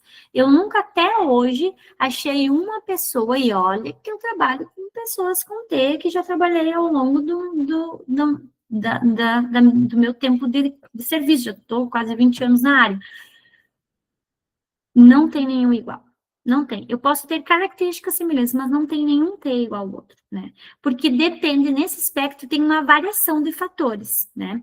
A variação de fatores é a genética e os estímulos que recebem ao longo do desenvolvimento. Por exemplo, eu tenho certeza que o meu filho não tem uma genética boa dentro do nível 3 para se desenvolver, porque eu já vi crianças chegarem né, nas clínicas que a gente já frequentou, como ele, na idade do tempo dele, e 3 meses depois evoluir assim 50%. O que faz essa variação, além da genética e dos estímulos que recebem? As comorbidades associadas. Então, por muito tempo, a gente vai se moldando, a gente vai crescendo também enquanto os pais, né? A gente sofre até certo ponto, mas a gente tem que dar uma reviravolta. Até muito tempo pensar, mas por que a terapia não está funcionando com o meu pequeno? Né? Quando era mais pequeno. O que está acontecendo que ele não evolui como os outros evoluem? Por que ele, né? Mas o que acontece? Daí, a gente mesmo conversando com os outros pais, por exemplo, essa criança que eu dei de modelo, chegou igual e tantos meses depois já evoluiu tanto. Ela dormia a noite toda, ela não tinha epilepsia, ela não tinha muita seletividade alimentar, ela não tinha rigidez como eu tinha. Então, tudo isso é barreira para a aprendizagem. O meu dorme 3 horas por dia, 3, 4 horas por dia, a gente faz uma escala de sono, de quem que vai acordar essa noite. Uma noite eu acordo, essa noite eu tô acordada desde as 3 da manhã. Ele dormiu na escola, depois um pouquinho ele fez um soninho pela quantidade de remédio que eu tomei, ele dormiu. Eu não dormi. Essa noite eu vou dormir, o meu marido vai ficar de vigilante, né, quando ele acordar. Então, assim, sono é restaurador. Criança que não dorme, exala comportamento, regulação do humor. Então, ele tem que tomar medicação para regular, porque ele não dorme. E não dá para tomar medicações muito acentuadas para dormir, porque eu tenho epilepsia, também tem que despertar quando acontece a questão de convulsão, né? Então, todas essas questões de comorbidades, elas estão associadas diretamente ao desenvolvimento. Então, comparar o desenvolvimento também não é legal, né? Não é saudável para nós enquanto pais também. E nós, enquanto professores na sala dela, também não temos que dizer, mas como é que o filho daquela lá, olha só, ele foi super bem, tá indo na terapia, estão pagando, ele tá indo super bem. Olha aquele outro tá fazendo mais terapia e não sai do chão. É isso, gente, é a variação dos fatores de genética, de estímulos e de toda a comorbidade que essa criança tem, né? Então, a gente sempre fala, né, é difícil fazer comparações, né? É legal quando a gente compara para evoluir, mas não para, né, desfavorecer, né, quem tá ali. E esse espectro, né, a gente acha que é assim, ó, ele é menos autista, ele é nível 1, ele é menos, é uma linha, né, a gente acha que assim, é menos autista nível 1, aqui vai indo para o nível 2, e aqui é nível 3 de suporte, minha nossa, não é assim, ele não é uma linear, ele não é uma linha, o espectro autista, ele é assim, ó, com essas corzinhas assim, ó, e cada pessoa é de uma forma, com essas corzinhas aqui alternadas. O que é essa alternação? Algumas têm dificuldades sociais, outras têm mais questões de interesses, outras têm questões de sensibilidade, a outra não tem, ela tem regulação emocional diferente daquela outra. A outra tem percepção, o outro não tem. É isso que é o espectro, é isso que muda a variação. Por isso que eles não são iguais, né?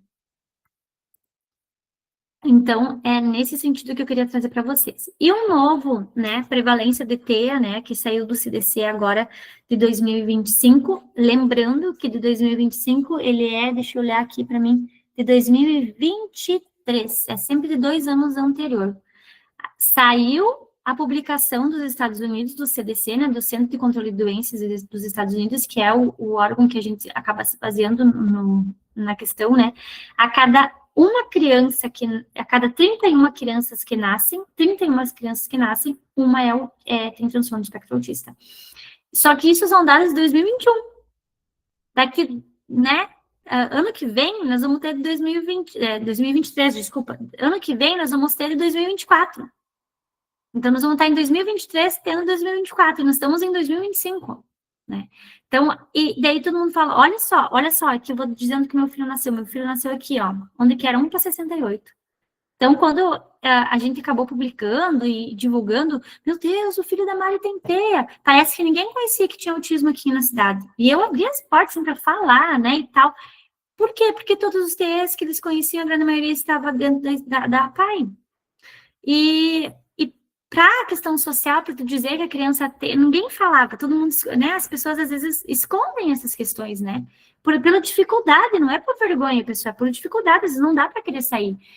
E a gente escancarou, ó, ia ter isso, ia nascer, né, assim, e aquilo foi divulgando, e a gente colocou, assim, que a gente ia divulgar, que ia explanar, porque as pessoas tinham que conhecer, tinham que acolher, e a questão da informação era para, quando vissem o IA, também saber como lidar com o IA, né? Então, nesse sentido, assim, a premissa da divulgação foi isso, né? Então, a gente pensar que agora a gente está em 2025 e está 1/31 com dados de 2023, é assustador. Então, como que até 2030, como é que vai ser os dados? 1 a cada 10? Né? Então, não tem agora a gente dizer, eu não sei sobre TEA, eu não tenho informação. Temos que ir atrás. A informação não vai cair direto do MEC, não vai cair da Secretaria de Educação, não vai cair, às vezes, de bandeja. Às vezes, não tem essas informações, não são informações específicas. Às vezes, a gente vai precisar ir buscar de acordo com a nossa necessidade, como a gente sempre faz enquanto professor. Não sei tal assunto, vou procurar, né? Por quê? Porque isso vai nos aliviar a nossa docência, buscarmos informações sobre os nossos alunos. E aqui eu falo, professores, de TEA, mas vocês não têm só TEA em sala de aula. Vocês têm TOD, têm TDAH, têm disgrafia, têm descalculia, têm transtorno de linguagem. O que a gente, acho que menos tem em sala de aula é criança atípica. A gente tem mais crianças atípicas de qualquer outra situações, né? E lidar com tudo isso é desafiador para vocês. É desafiador. Por isso que agora já entro na questão do decreto que saiu agora, que saiu dia 20, que é um decreto que fala das questões de inclusão, a EE, a PA e tal. E é um decreto retroativo, né? Na verdade, não é para o progresso da inclusão, porque foi tirado desse decreto de uma lei maior, na verdade fizeram um decreto, mas tem uma lei maior, né? Então, tivesse que feito uma lei para suprir a lei maior que é a LDB, e da lei Berenice-Piana, que fala do TEA, tiraram a palavra preferencialmente. Então, as crianças, na lei, no decretos anteriores, a lei estava de que a criança preferencialmente poderia estar incluída numa rede regular de ensino. Quando você tira a palavra preferencialmente, ela subentende que a criança tem que estar no ensino regular. Crianças nível 1, 2 e 3 suporte. Só que tem crianças, pessoal, e vocês muito bem sabem, que tem comportamento autolesivo, que se batem, mordem, que não conseguem ficar no espaço social escolar, na rede regular, na rede comum de ensino. Tem que estar numa rede especial. Né? E é para o bem da criança, é para o bem dos familiares, é para o bem de quem está no entorno, né? Porque eu sempre penso assim, a gente, quanto adulto, professor, a gente sofre vendo algumas situações em sala de aula, mas a gente não pode pensar que a gente é o maior sofredor é aquela criança. Tem que estar dentro daquele espaço, tem que ser um espaço de simbiose, de trocas, né? De acolhimento, não só de, eu vou estar lá só para dizer que eu estou matriculada naquele espaço. Não, né? Então, assim, fora isso, todas as outras questões, aí falava que o AEE pode atender qualquer criança, né? Não fala também sobre a obrigatoriedade de o professor de educação especial, a nossa lei maior diz que tem que ter pós-graduação em educação especial. A lei fala que qualquer curso de 80 horas pode ser educador especial. Né? Eu entendo que daqui a pouco tentaram facilitar, porque não tem muitos educadores especiais, né? Não todo mundo gosta dessa área e dessa formação, mas precisa ter essa formação para trabalhar, né? Especialmente para facilitar o acesso da inclusão. Então, tem muitas nuances ali, e aqui não, e de forma alguma, não me entendam, eu estou falando enquanto mãe, enquanto alguém que interpreta esta lei. Não tem nenhuma questão partidária e política aqui envolvida de ao A e ao B. É sobre a lei da inclusão, né? E falando sobre questões que vocês entrarem nas redes sociais, das pessoas que mais falam sobre inclusão em rede, né? É o tanto que a lei, o decreto foi revogado hoje, né? Então, assim, de tanto que caíram em cima, foi revogado para ser repensado. Por que é para ser repensado? Repensado com pessoas, com educadores especiais junto, repensado com a ciência, né? Repensado com várias pessoas que entendam do assunto para ser colocado, porque esse decreto, se fosse entrado em vigor, ia piorar o professor na sala de aula, porque vocês iam ter que acolher crianças de nível 3 sem a opção da família estar, porque se tem que estar na escola regular, eles não vão ainda dar mais recurso para as APAES. Fechando as APAES, aonde vão ficar as crianças nível 3 de suporte? Trancadas dentro de casa? Porque não vão conseguir manter dentro do ensino regular, né? Então, tem essas questões ali também, né? Mas é só para vocês trazer junto essa questão, assim, que se a gente está apavorado com 1,31, imagine, né, do que a gente já tem dentro da sala de aula e ainda tem que organizar isso. E eu falo como mãe, assim, ó, o meu filho agora está em rede regular. Vai ficar para sempre? Não sei. Daqui a pouco, ano que vem, ele já vai estar em sofrimento, vai ter que ir para outra escola e tá tudo bem. A gente tem que ver aonde ele se encaixa melhor, aonde está tendo trocas, aonde está tendo ganhos, né? Eu acho que é isso que a gente tem que pensar. Eu acho que é isso que é inclusão. Pelo menos é o que eu defendo, né? Então, assim, no Brasil, né, a lei, pela primeira vez no Brasil, a gente tem um número oficial de diagnóstico de TEA a partir dos dados do IBGE de 2022, do censo que foi feito, né, em 2022. Então, no Brasil, a gente tem 2,4 milhões de brasileiros que se declararam ter transtorno de espectro autista, né. Esse número representa 1,2% da população residente no país com 2 anos ou mais de idade, tá? Então, a prevalência está entre 1,5 desses 2,4 milhões, 1,5 em homens, 0,9 em mulheres, como eu disse, a mulher sempre mascara mais o diagnóstico, né? Então, fica a proporção de 1,4 para homens para cada uma mulher, sempre um pouquinho mais na faixa etária masculina, tá? O dado mais expressivo está entre crianças de 5 a 9 anos, a porcentagem maior ficou, né? E o equivalente do Brasil, do dado do IBGE, é que a cada 38 crianças, uma nasce TEA. Mas nós temos os dados dos Estados Unidos que eles estão avançados nessas questões de coleta de dados. Essa aqui é a primeira do Brasil. E que legal que tem agora, porque dei para pensar em políticas públicas também, né? Mas a gente segue sempre o CDC, tá? Por mais que a gente tenha dados agora brasileiros. Agora também eu queria passar para vocês, só um pouquinho que o meu computador trancou.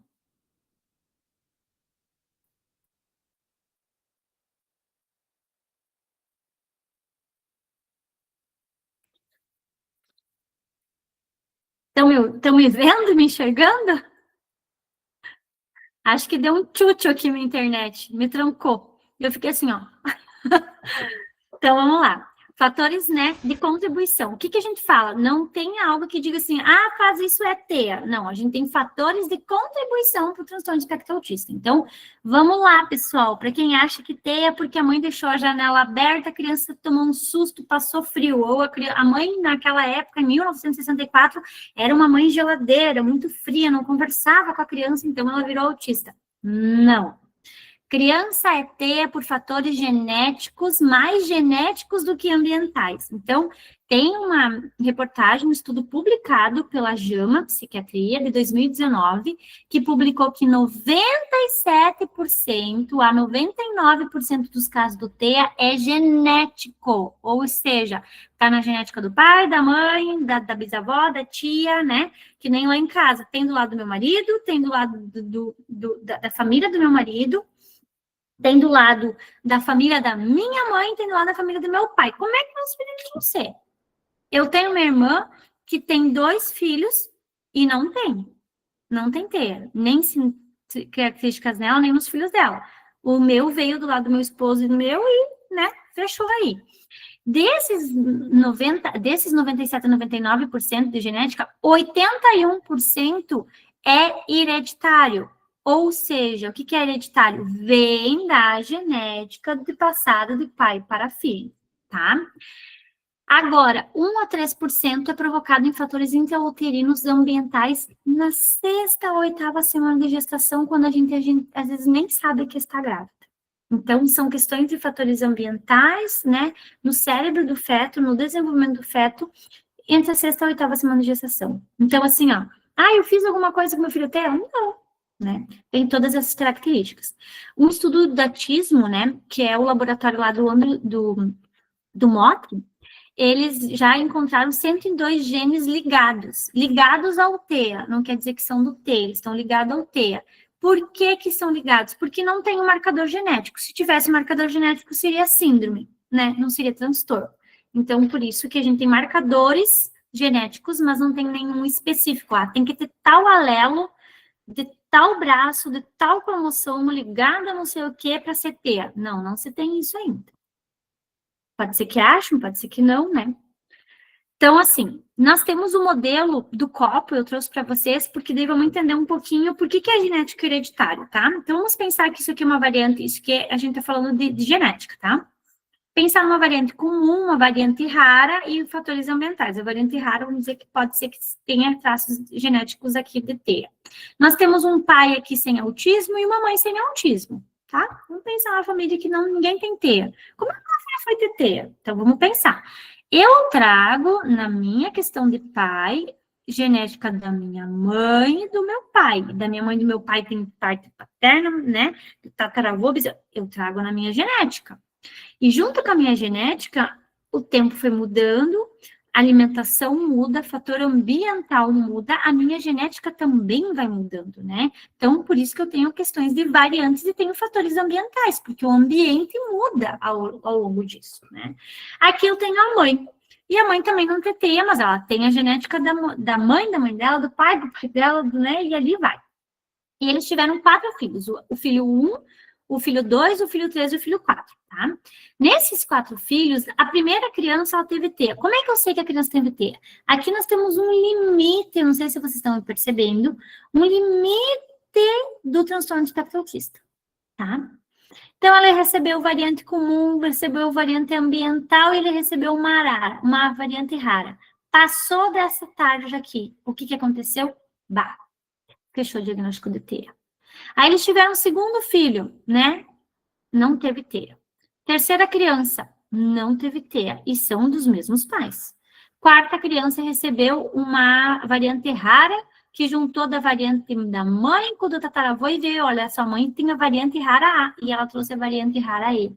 E juntou com fatores ambientais, questões de variante comum, e aconteceu o quê? Passou do tracinho. Fechou TEA. Então, quer dizer, Maristela, e o meu marido, poderíamos ter mais filhos? Sim, eu não posso, né? Eu tive uma situação no parto, não posso ter mais, né? Porque eu não queria, porque eu não posso mesmo. Posso ter mais, se eu pudesse ter mais filhos, eu poderia ter mais filhos? Poderia. Todos teriam TEA? Não necessariamente. Há uma grande chance de ter TEA? Há, porque tenho do lado da minha mãe, do meu pai e do lado do meu marido. Então, eu tenho genética de ambos os lados. Então, quanto mais a gente tem. E o interessante é que, após o diagnóstico dos meus filhos, os meus parentes, né, minhas tia, uma prima minha, foram começar a investigar e fecharam o diagnóstico também. Eu tenho uma prima minha, da parte do meu pai, que mora em Mato Grosso, que tem um filho com TEA, né? Então, ele é meu padrinho, inclusive, ela tem a criança mais velha dela tem TEA, o segundo não tem TEA. Então, para vocês verem como a genética está fortemente ligada. Mas tenham filhos, pessoal, né? Não tenham medo. Vou estar aqui, vou estar assustando vocês. Não, né? É maravilhoso ter filhos para quem pode, quem quer, né?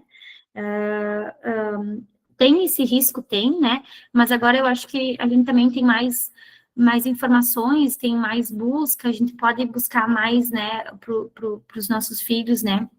Tem mais acessibilidade também, os planos estão, né? A justiça também já está dando causa-ganha para quando o plano nega. Então, é triste quando famílias que não têm plano de saúde realmente, assim, para fazer toda a carga horária de terapia, porque é muita terapia, tá?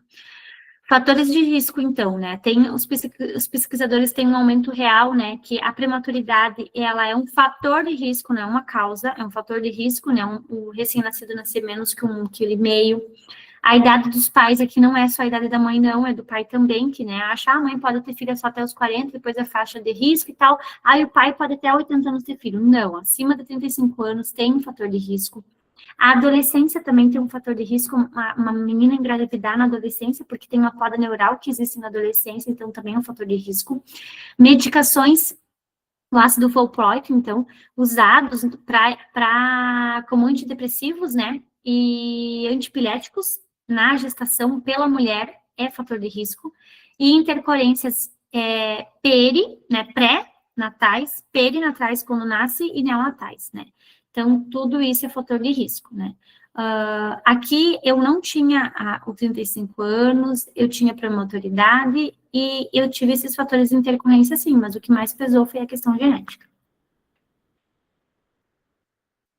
Vou passar aqui. Então, aqui eu vou passar para vocês verem, tá? Esses slides estão com o Rui já vai passar também para vocês ali, se vocês já não têm acesso, mas tem os estudos da onde que eu tirei isso, né? Para não ficar, a Mari tirou isso da onde, né? Então, aqui eu trouxe a referência dos estudos da onde estão essas questões de fatores de risco para vocês, tá? Vacina não causa TEA, tá? Mas a gente tem que também divulgar isso, porque às vezes, né, se propagam coisas que não são reais, tá? A questão do fator genético. Então, para quem tem filho com TEA, então tem um estudo que foi feito nos Estados Unidos, né? Como sempre pioneiro de algumas situações, né, em saúde. Por exemplo, aqui, eu tive uma menina, com primeira, sem saber que ela tinha TEA, o meu segundo menino veio um menino. Então, eu tenho um casal. O meu parâmetro é esse, ó.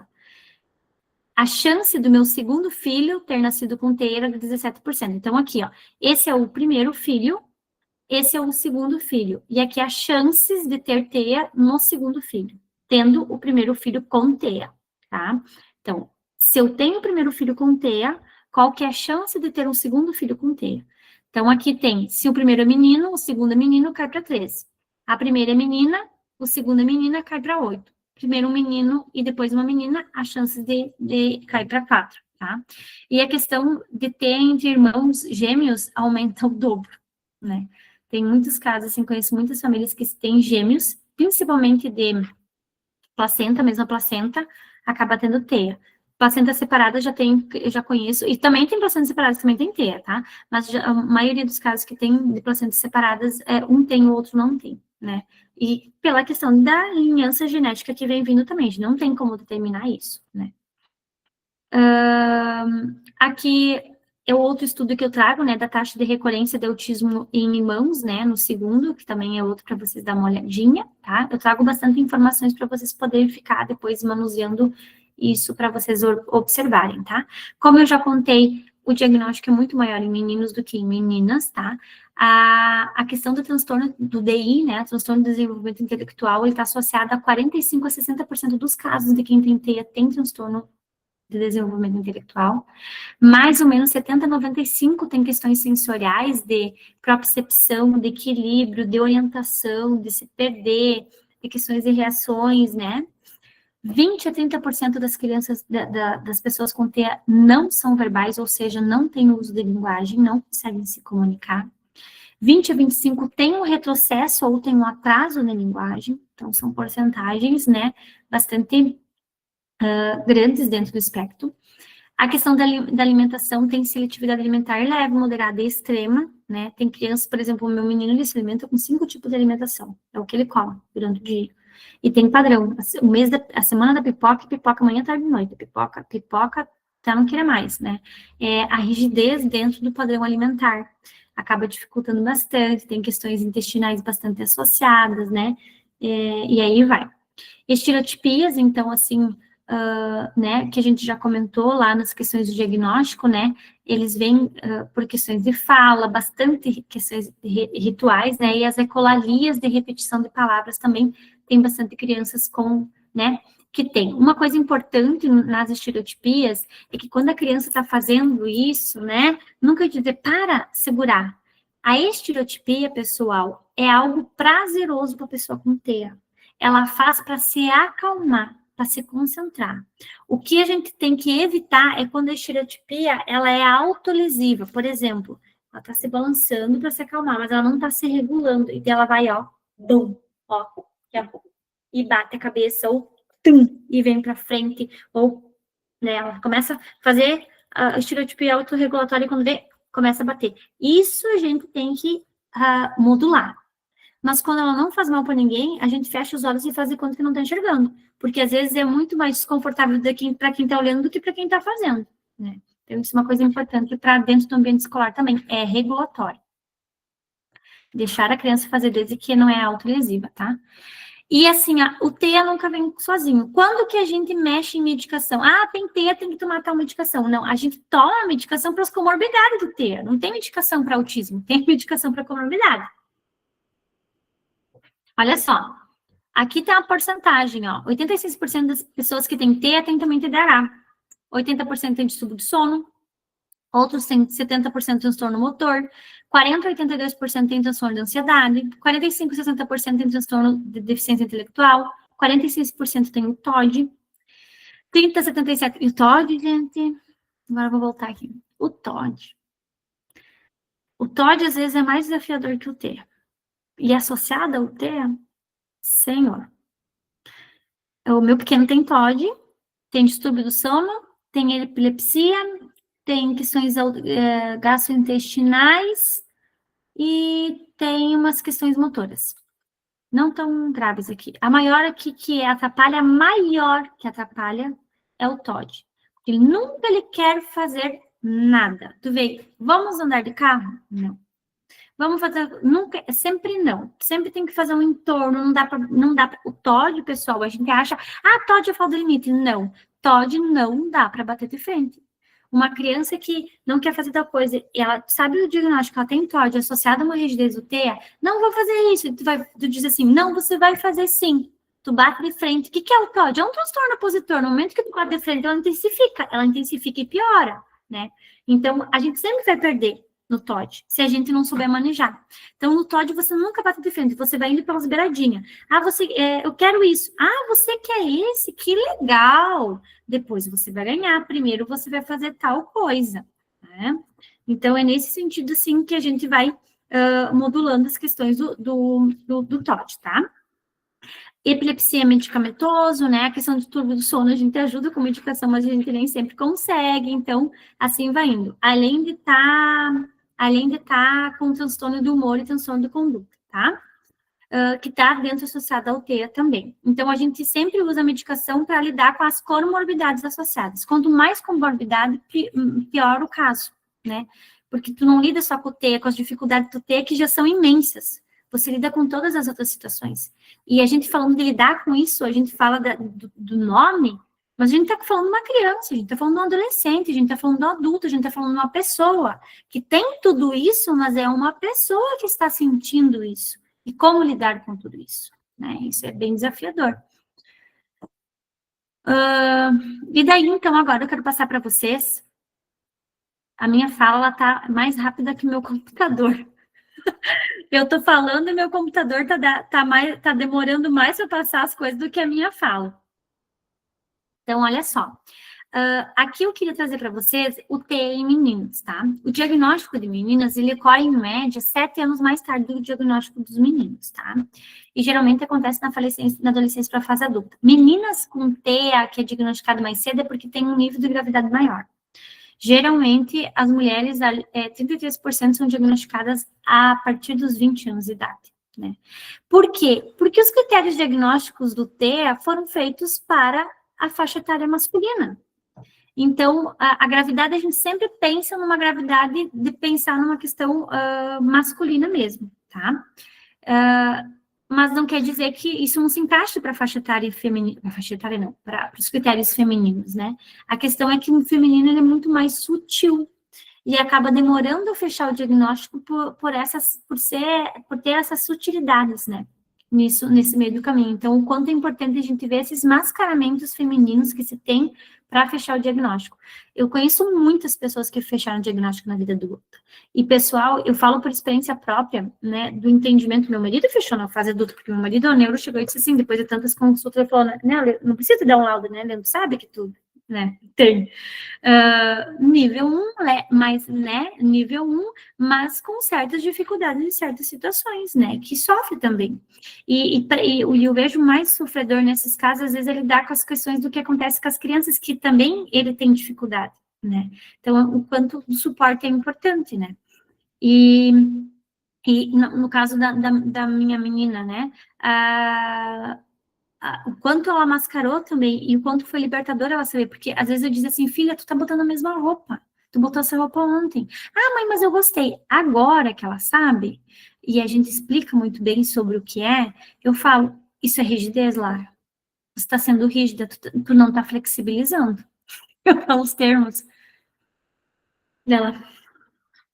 Porque, querendo ou não, isso também é uma quebra, né? A terapia é para isso, né? É para mostrar o que está rígido, o que não está flexibilizando, o que está incomodando, para dar essa volta por cima.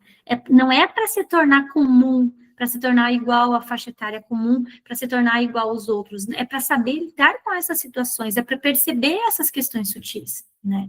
Então, eu nunca penso assim, de a gente pensar como vergonha. O que acontece na fase adulta deles esconderem o diagnóstico de vergonha dos outros? Porque o outro adulto vai olhar, tu tem TEA? Eu já vi. Tu tem TEA? Então eu também tenho, porque eu também não gosto de tal coisa. Banalizam, entende? Isso, as pessoas sofrem com isso, não tem por que isso. Se recebeu um diagnóstico é porque foi feita uma avaliação. Ninguém fez assim, olhou, tu tem TEA, vamos escrever que tu tem TEA. Né? É porque a pessoa estava sofrendo, porque ela foi atrás disso. Então, né, é respeitar isso, né?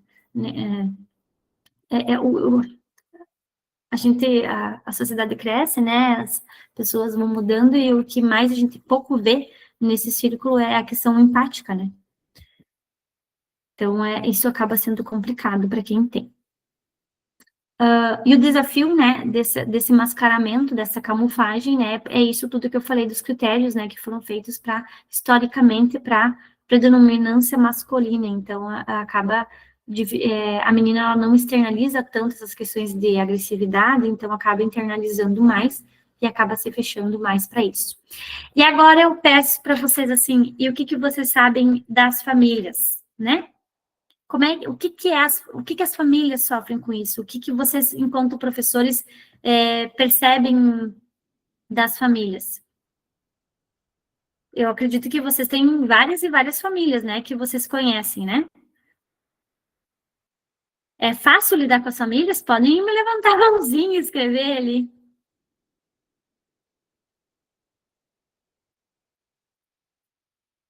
Desinformação, tá? Mais alguém quer colocar mais alguma coisa?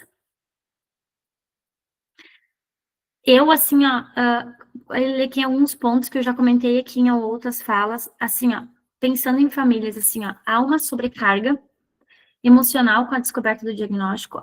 Muitas famílias sofrem, muitas passam por chamado luto. Eu respeito a questão do chamado luto na área da psicologia, né? Porque, eu idealizei um filho, não é mais, mas eu não vejo isso ainda como eu não consigo sentir isso, porque o meu filho, né, passou por UTI e tal, eu não consigo pensar que, eu idealizei, agora ele é assim, não. Eu sofro muito mais com o preconceito e as barreiras do que acontece, do que propriamente do que eles têm. Para mim, foi uma libertação, a nossa família foi uma libertação saber o que ele tinha, porque por muito tempo a gente procurou o nome das coisas que ele tinha. Para mim, era uma angústia muito grande saber que ele tinha questões sensoriais motoras e não saber o nome daquilo, porque para mim tinha que ter um nome para mim buscar o que ele precisava, né? Tanto dele quanto da Lara. Então, assim, saber o que ele tinha, poxa, ele tem isso, vamos atrás para ver o que precisa. Mas não é todo mundo que é assim. Famílias se fecham, não buscam terapia, não aceitam, discutem com o médico, troca de médico, peregrinam de neuro por neuro. É difícil, porque não querem aceitar.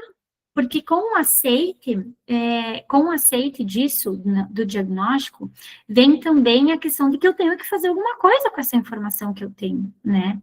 Então, realmente é difícil para as famílias, né, essas questões. Tem também insegurança, né, do autismo, assim, o acesso ao tratamento correto, né, com qualidade e intensidade. O meu filho faz 2 anos, meus filhos faz 2 anos que está fazendo um tratamento com intensidade, né? Porque a gente fica perdendo terapia, é plano que bloqueia, tiram isso, tiram aquilo, ou tem situações assim, pessoal, de que a gente não consegue terapeutas para fazer terapia, ou o custo é exorbitantemente grande. É em torno de R$ 160 a hora de terapia. E uma criança que precisa de fono, TO, físio, neuropsicopedagoga, psicóloga, na semana, digamos que tenha um atendimento de cada um na semana, 160, 160, 160, 160, 160 na semana. Dá quanto um montante? Quase 1.000 na semana. Quem que com um salário mínimo vai escolher comer ou pagar terapia? Vai comer? O SUS não dá essa garantia de tantas cargas horárias. E falando em TEA, precisa ter carga horária com qualidade e intensidade. E isso, né, a Maria Lúcia colocou ali o acesso à terapia. Nem todos conseguem acesso à terapia. Às vezes, a dificuldade de deslocamento, de sair com a criança, né, de ir para o espaço da terapia, de conseguir a terapia, de conseguir o terapeuta. Tudo isso influencia. E quando uma criança, tu recebe um diagnóstico, você não consegue dar o tratamento que essa criança precisa, a família sofre também, gente, né? Tem também, nessa questão da aceite, a gente sabe que tem muitas famílias que às vezes têm e não pagam, porque não vê isso como prioridade. Tem famílias, eu já vi famílias assim, ó, que mal e mal pagam, se matam para trabalhar para pagar a terapia da criança, né? Então, assim, ó, né, pessoas, interesses, propósitos, né? Tem tudo isso à frente. Tem também a dificuldade de lidar com o T, assim, ó. Meu filho recebeu o diagnóstico. Tem muito de diagnóstico banalizado no sentido, assim, o médico dá o diagnóstico, tem T. Gente, não explica o que é um T. Não explica o que precisa, não explica como lidar, não explica onde que buscar ajuda, e a família sai lá perdida, né? Então, assim, ainda mais com o nível 3, assim, as questões dos comportamentos são muito mais acentuadas, a criança sofre muito com isso, a família sofre de tabela.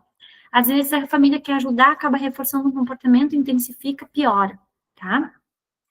Muda toda a rotina de organização familiar, né? Eu era, antes de ter filhos, né, eu era muito baileira, eu gostava, né, ir em baile, e meu marido era músico, né, e mudou totalmente a rotina, pegou emprego fixo, né, agora ele toca violão na igreja, né, e a gente foi sair depois de ter o Ian, né, quando o Ian tinha 7 anos, que a gente conseguiu sair uma noite, porque foi no clube aqui do lado, que dá, o quê? 8 quadras aqui de casa, que qualquer coisa eu tava ali. Tu não se sente segura também de deixar ponto quando você não tem uma rede de apoio que tá o tempo todo ali, que conhece teu filho, não tem como tu deixar. A gente se sente insegura também. Além disso, né, muda a rotina familiar dos adultos, muda a rotina familiar de todas, dos irmãos, os irmãos que estão ali junto, que estão junto, aprendendo e sofrendo também com certas situações, de entender o que está acontecendo também faltam, né? E uma das coisas, assim, que eu acho, assim, bem pesado é a falta da rede de apoio. Tem mães que são sozinhas, pessoal. Tem mães que são só mães com os filhos. A grande maioria tem isso comprovado em ciência. 70% das famílias que eram dos casais casados, amontoados, união estável, que tiveram um filho com TEA, 70% de separação. A mãe ficou sozinha com a criança. O pai foi embora. Não aguentou. Entende? Assim, ó, é sério isso. E é louvável os que ficam, porque é insana a nossa sobrecarga familiar. Eu falo porque eu sou mãe de 2. Não é brincadeira. E eu não vim aqui no mundo para romantizar o autismo, eu vim para trazer informação. É insano. Que ser humano que há 8 anos aguenta dormir 3 horas a 4 horas por noite, adulto, tendo que trabalhar no outro dia e cumprir toda a sua rotina. A gente dá um jeito porque a gente é mãe. Mas a minha vontade é ficar dormindo. Do meu esposo também, mas a gente tem que cumprir com as nossas obrigações. Vocês entendem? Então, assim, ó, quando não se tem rede de apoio, a gente não tem direito... Olha, eu vou dizer uma coisa para vocês. Não tem direito nem de ficar doente. Semana passada eu tive uma virose, não sei o que era, que tinha, que deu, e daí, enfim, fui consultar e eu estava imprestável, eu não conseguia nem levantar. Eu não consegui ninguém para ficar com meu filho. Meu marido teve uma reunião, ele tentou agilizar para vir voltar para casa, então ele estava assim, olha, ele estava pingando entre o trabalho e olhando eu em casa, eu não conseguia me levantar do sofá de tão mal que eu estava. E daí, chegou de noite, me deu, bateu um desespero, comecei a chorar, eu disse assim, meu Deus, ele não tem nem direito de ficar doente. Não tem, pessoal, não tem, porque não tem quem fique com nossos filhos, sabe? Então, às vezes, a criança ir para a escola, ir para a instituição, ir para a terapia, é o momento do suspiro, daquela mãe para poder limpar a casa, organizar a rotina para quando essa criança chegar. Porque a gente fica o tempo todo 100% em vigilância. 100% em vigilância com crianças assim, né? E é como se vocês tivessem um filho e ficasse a vida inteira nos 40 dias do bebê e não sai dali, né? Outras situações assim né, tem situações de alegria? Tem, né? Mas a gente não pode dizer assim, tá tudo bem, cada um no meio ter como quiser, o meu anjo azul, o meu filho, não sei o quê, tá tudo bem. Mas a gente não pode romantizar isso e achar que todo TEA é um anjo azul que Deus mandou para melhorar você. Não, gente. Oi? Alguém queria falar? Eu acho que eles vêm, né, por uma questão, a gente sabe que é um transtorno, uma questão genética hereditária, e muda, gente. Vai mudar, muda toda a rotina, muda o propósito da gente, muda nossos caminhos enquanto pai, porque a gente é pai, porque a gente muda pelos filhos, né? Mas há muitas, assim, nomeações que são desnecessárias dentro desse contexto, né? E as famílias que sofrem muito. E da mesma forma que tem as famílias que sofrem, tem as famílias que buscam, tem as famílias que não buscam, tem as famílias que são totalmente precárias ao cuidado dessas crianças, que não teriam condições de ficar com essas crianças, né? Então, assim, por exemplo, enquanto mãe, o meu maior medo é morrer, pessoal. Porque eu morri, e quem é que vai cuidar? E eu ir antes e meu marido se virar sozinho com os meus filhos, ou meu marido ir antes e eu me virar sozinha. O meu desejo é ficar bem velhinha para encaminhar eles para a vida, para saber onde que eles vão ficar. Porque é tão forte esse cuidado, desse cuidado total que essa criança precisa, que esse é o maior medo nosso, entende?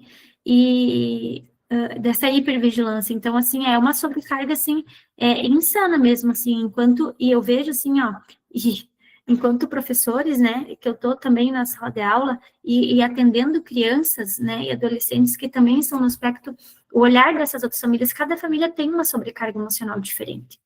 Cada família tem uma situação diferente, tem uma preocupação diferente. A gente não pode banalizar essas situações, né? E dentro do ambiente escolar, eu vejo vocês, professores, com preocupações também, às vezes em consonância com as famílias, mas às vezes diferentes, e às vezes de proteção a essas famílias, porque tem famílias que não conseguem por si só cuidar dos filhos. E que sim, e que quando a gente vê questões de abandono, questões de maltrato, a gente também, enquanto profissional, tem que denunciar, independente da criança ter TEA ou não, né? Se a família não está fazendo o que precisa fazer, é uma criança. Antes de tudo, é uma criança. A gente tem que proteger, né, os direitos dessa criança também.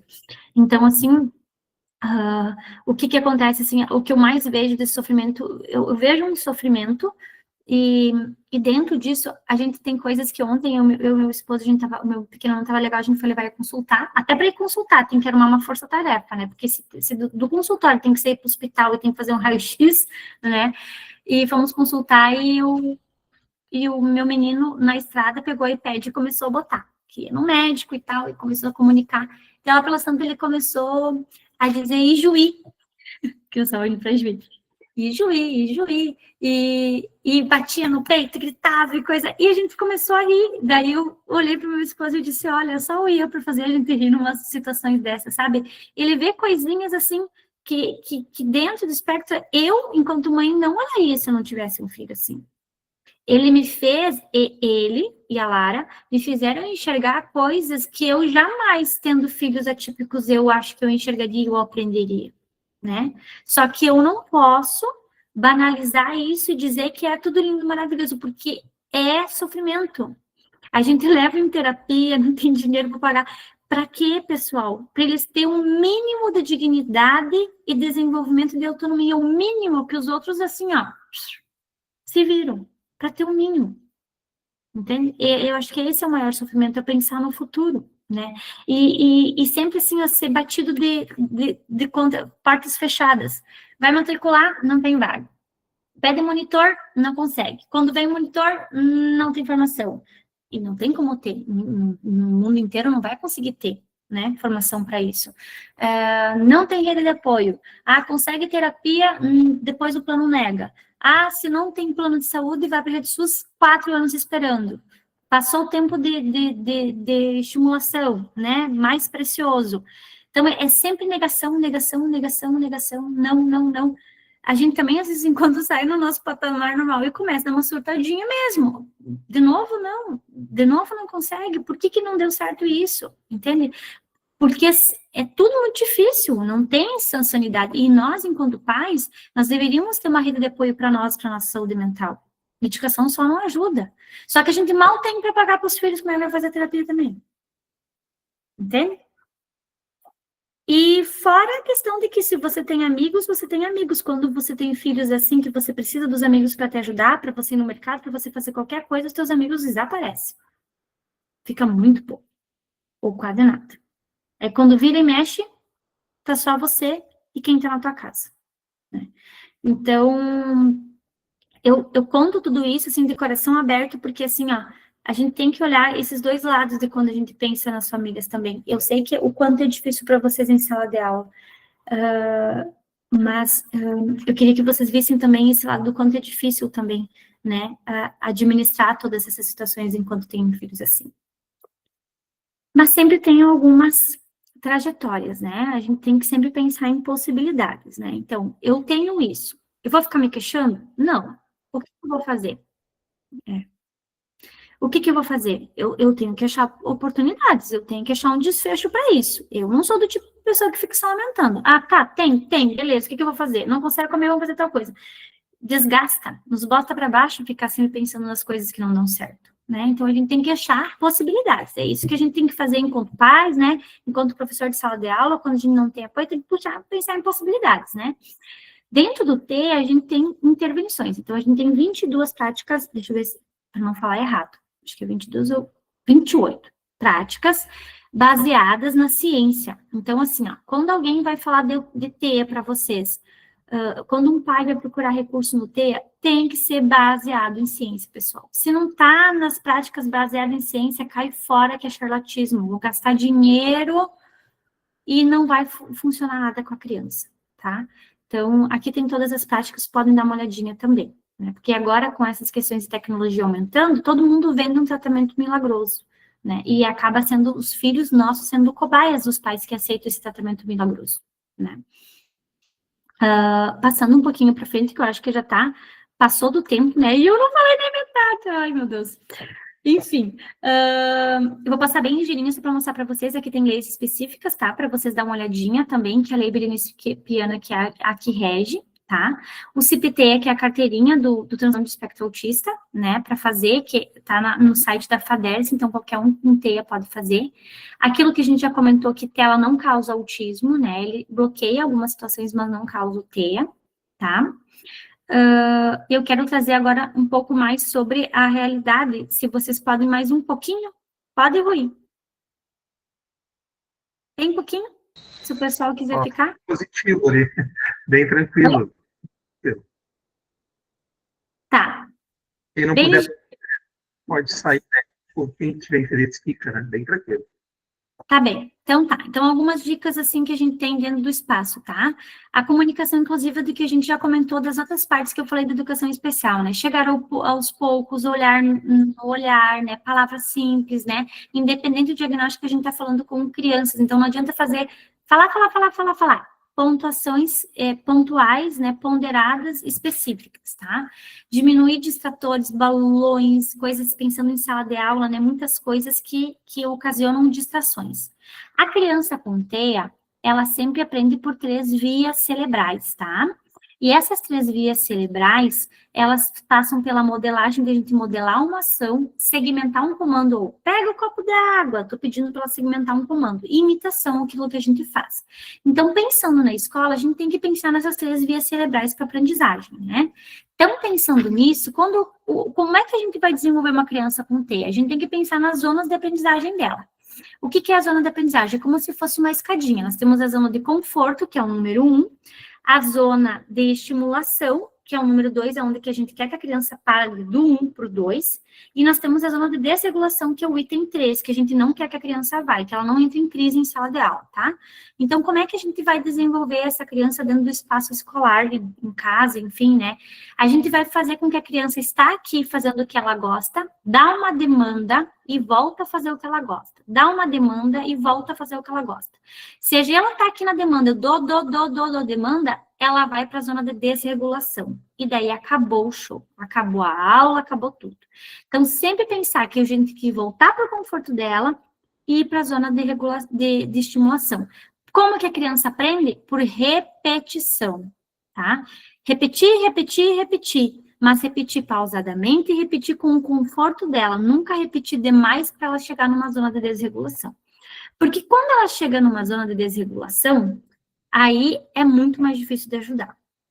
Umas questões de dicas, assim, ó. Quando a gente vai trabalhar com crianças com TEA, a gente fala assim, às vezes, quando, vai dar isso para ela, já pega na mão e já ajuda ela a fazer. Não, a mão é a última etapa. Primeira ajuda, eu falo, fulano, pega a água. Tá, digamos que tenha água aqui. Fulano, pega a água. Ele não pegou. Fulano, ó, água. Eu dei ajuda gestual, não pegou. Aí eu vou com uma ajuda leve, pego na mãozinha dele e levo até o copo, ó, a água, não pegou. Aí sim eu pego a minha mão com a mão dele, olha, a água. E dou. Sempre ajuda física, tentando numa forma mais natural. E por último, tá? Primeiro eu tentar possibilidades de dicas anteriores a essa, tá? Pensando num nível muito grave, às vezes a gente precisa começar com as dicas maiores para depois fazer o esvaziamento de dicas, tá? De tipos de ajuda. Pensando também nessas questões de comportamento, quando vocês pensar numa criança com T que desregulou, lembram dessa palavra, seta. Vamos procurar a seta. O que desregulou essa criança? Procura essa seta, tá? O que é seta? Ou é sensorial, um contato com alguma coisa que ela desregulou, entrou em crise, ou é fuga e esquiva de demanda. O que é fuga e esquiva de demanda? Eu dei uma folha, ela jogou a folha, não quer fazer. Aí eu dei a folha de novo, ela jogou de novo. Eu dei de novo, ela jogou de novo. Quando vê, ela começa a gritar. Ela estava dando esquiva e você foi insistindo. Desregulou, né? Então, que forma que eu vou dar para essa esquiva ser rápida? Dei, faz um rabisco aí, fez. Só para dar o comando. Tangível, né? O T da seta. É a busca de um objeto. Então, tá lá o copo. A criança quer o copo. Não, o copo não. Se tá na visão dela, pessoal, ela vai querer. Se você não quer que ela pegue, tira do campo de visão. Porque eles têm a rigidez, a inflexibilidade, que o quanto ela ficar pedindo e vendo lá, ela vai ficar querendo. Então, tem que tirar do campo de visão. Ou atencional, que é aquela coisa. Ele pede uma coisa, você não dá, e eles começam a bater, derrubar a cadeira, e aqui, ó, o que é atencional que a gente vê? Quando a criança faz o comportamento e ela olha para você. E se você olhar para ela de volta e dizer não pode, você reforçou. Quando é atencional, é a única questão que você ignora. Quando a criança olhar para ti, olha para o outro lado. Ela vai jogar de novo, ela vai jogar de novo, você olha para o outro lado, quando ela parar, vamos guardar, porque não é legal fazer isso. A gente faz quando a gente dá o comando quando ela não está fazendo algo. E essa função do comportamento daria uma outra aula só disso, porque é muitas coisas sutis, mas eu queria só mostrar um pouco de questão para vocês, tá? Porque a criança, quando ela desregula, entra na crise de desregulação. Então, aqui ela começa a dar sinais, e se a gente vai dando dica, vai teimando com ela, ela vai entrar aqui. Quando ela está aqui, meus senhores, é só dar conforto e esperar passar, não adianta falar. Porque para descer aqui para baixo, é difícil e demorado. Então, o que a gente trabalha com uma criança que tem bastante crise? A gente trabalha com prevenção. Quando tu vê que ela começa a agitar, tira, troca, organiza, não deixa subir. Porque quando chegou aqui é muito difícil, tá? E uma dica que eu dou para vocês assim, ó, é essencial para quem tem ou não tem criança com TEA.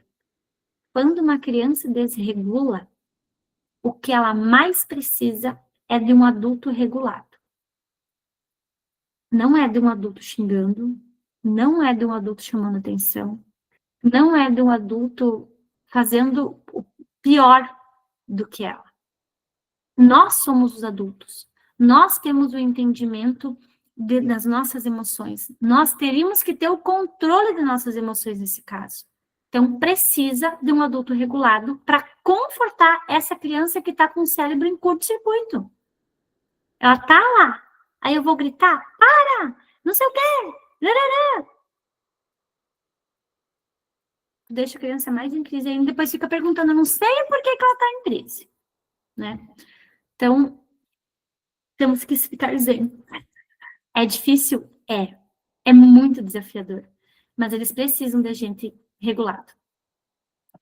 Aqui as previsibilidades que quem estava nas informações anteriores eu já passei, né? De dicas, de rotina móvel, tá?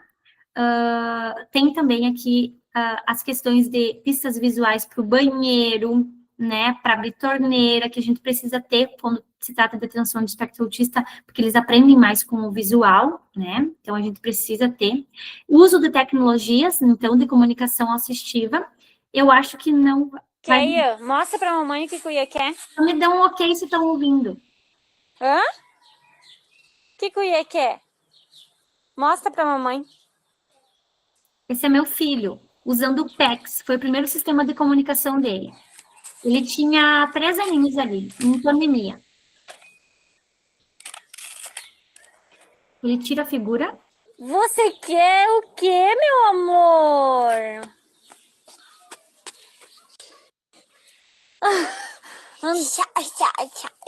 Andar de carro, tchau, tchau, tchau. Ele pegou o carro, a Então imagem, dá pra mamãe. Dá.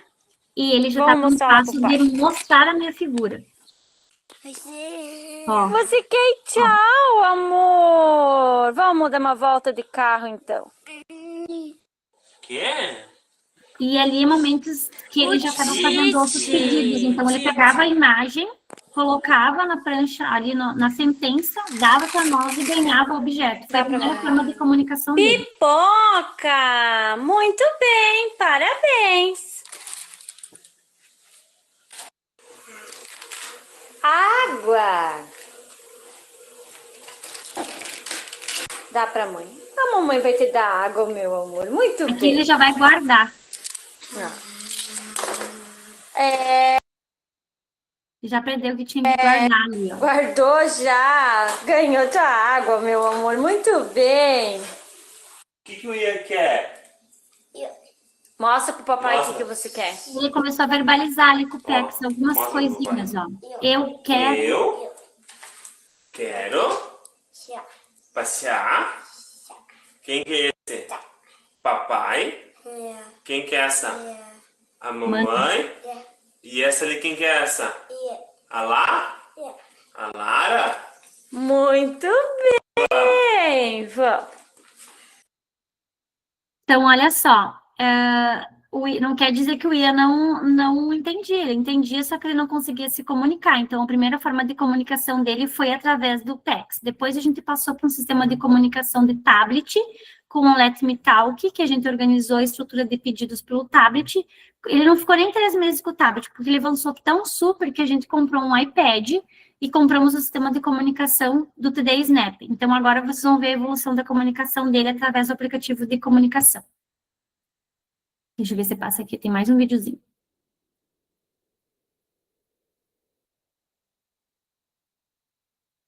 Ó. Ai, desculpa, peraí.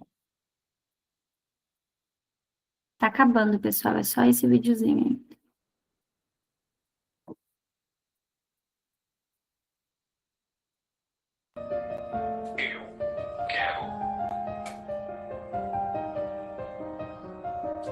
Balanço. Eu quero balanço. Filho, o balanço tá molhado, pegou chuva. Não tem balanço agora. Tem que escolher outra coisa. Quero.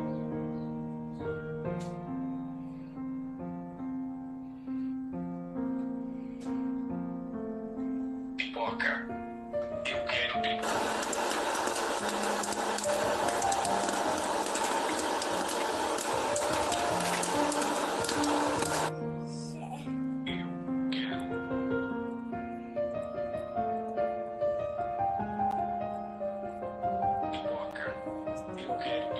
Muito bem. Ó, agora diz obrigado. Diz obrigado pra mãe. Eu quero pipoca. Sim, você disse eu quero pipoca. Agora diz obrigado. Obrigado. De nada, meu amor. Então, agora, o Ian, ele já está verbalizando um pouco mais, né, essas questões de fala através do aplicativo. E tem vezes que ele nem utiliza o aplicativo de comunicação, ele já vem pedindo, mamãe, papai, carro, tchau, tchau, né? Tem bastante dificuldades de protusão da boca para fala, mas a gente já consegue entender, né? Músicas, ele canta bem no ritmo, então foi tudo através das pistas de comunicação. Então, a gente aprendeu muito com essa comunicação aumentativa alternativa, de que o Ian sabia o que ele queria comunicar, só que ele não conseguia como comunicar. E isso deu uma porta de comunicação nossa. Então, agora a gente está tentando ensinar para ele sentimentos através da comunicação, para ele mostrar quando está doendo. Então, essa semana ele não estava legal, e ele colocava lá, cabeça, pobrezinho, gente, estava com sinusite, né? E daí foi no pediatra, o pediatra nem precisou fazer raio-x, viu? Abriu a boquinha, viu o gotejamento. Então, coisas que facilitaram muito essa questão de a gente entender melhor ele, reduziu bastante as crises dele, porque a gente começou a entender. Então, não era porque ele é crise porque ele é só porque ele é brabo, não, é porque ele não conseguia falar mesmo, expressar, né? Aí, então, eu trouxe aqui, dentre todas as outras coisas que tinha para falar, né, uma pincelada, como eu disse, algumas sugestões e informações em Instagrams que eu confio, tanto de profissionais que trabalham com TEA, quanto de pessoas autistas que falam sobre a experiência, né? Essa Carol aqui, Souza, autizando, ela é nível 2 de suporte e ela não fala, usa um tablet de comunicação, e ela cria... Ela fala assim como eu estou falando com vocês no aplicativo. É impressionante de ver como ela sente as coisas, como ela traz o que ela sente, né, sobre o TEA. Tá? E aqui, então, para finalizar, eu trouxe uma imagem do meu pequeno, de muito tempo atrás, mas ele ainda ama frutas, né? Não come frutas, mas ele ama frutas, que fala assim, ó, é uma frase do Mário Quintana. Quem não compreende um olhar, tampouco compreenderá uma longa explicação. Então, deste momento de hoje de fala, de conversa, né, com vocês, teve uma longa explicação, né, até passou do tempo, que pode sim ajudar, que tudo é válido, mas se a gente não compreender o olhar desta criança, o que essa criança está nos solicitando, né, não ter esse olhar para ela, qualquer explicação vai ser vaga, né, porque a gente não vai conseguir entender, né, o que ela está querendo dizer. Então, seria...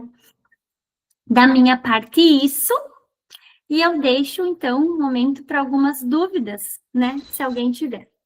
Gratidão, gratidão. Que tempo bem aproveitado, Maristela. Gratidão, meu Deus. Maravilha. Obrigado pelo teu tempo de hoje. Imagina. Peço desculpas, de tocar um pouco muito corrido. A gente se prende, às vezes, né, alguns detalhes na fala, mas era isso, assim, né, que eu queria passar um pouco para vocês, né, um pouco da minha experiência também enquanto mãe, né, e que a gente tem que, sim, pensar além do diagnóstico, né, o diagnóstico vem para a gente entender de como lidar, apesar de que não há um manual, mas que tudo isso é além, que tem possibilidades do que a gente precisa fazer enquanto pais, enquanto educadores, para ajudar as crianças, né? Porque eu, enquanto mãe, eu falo assim, ó, a gente fala em escolas inclusivas, né? Tal escola inclusiva, mas eu sempre falo que quem é o pontapé que dá a inclusão realmente dentro quem é o responsável, assim, é o professor, porque é o professor que tem contato direto, é o professor monitor, é ali que as coisas, né, que existe a troca. Então, eu, enquanto mãe, eu sou muito grata pelos educadores que passaram na vida dos meus filhos, né, e de ver o olhar, né, vários já passaram, mas de ver o olhar, o acolhimento, isso, para mim, vale muito mais do que qualquer conteúdo, qualquer situação dentro da sala de aula, ver o carinho, né? Então, eu falo para vocês, assim, de coração, para vocês professores, assim, que o pai nunca vai esquecer aquele professor que fez a diferença na vida do filho, por mais difícil que seja a situação, ele nunca vai esquecer, né? A gente guarda no coração mesmo, eu também me emociono. Obrigado, Maristela, obrigado, professores que participaram da formação. Lembrando que, segunda ou terça, a gente carrega a gravação e o material esse que a gente já enviou para vocês, mas para quem não tem os slides, a gente vai deixar lá na plataforma, tá? Obrigado, uma boa noite para todo mundo. Imagina, obrigada eu. Um abraço. Tchau, tchau, pessoal.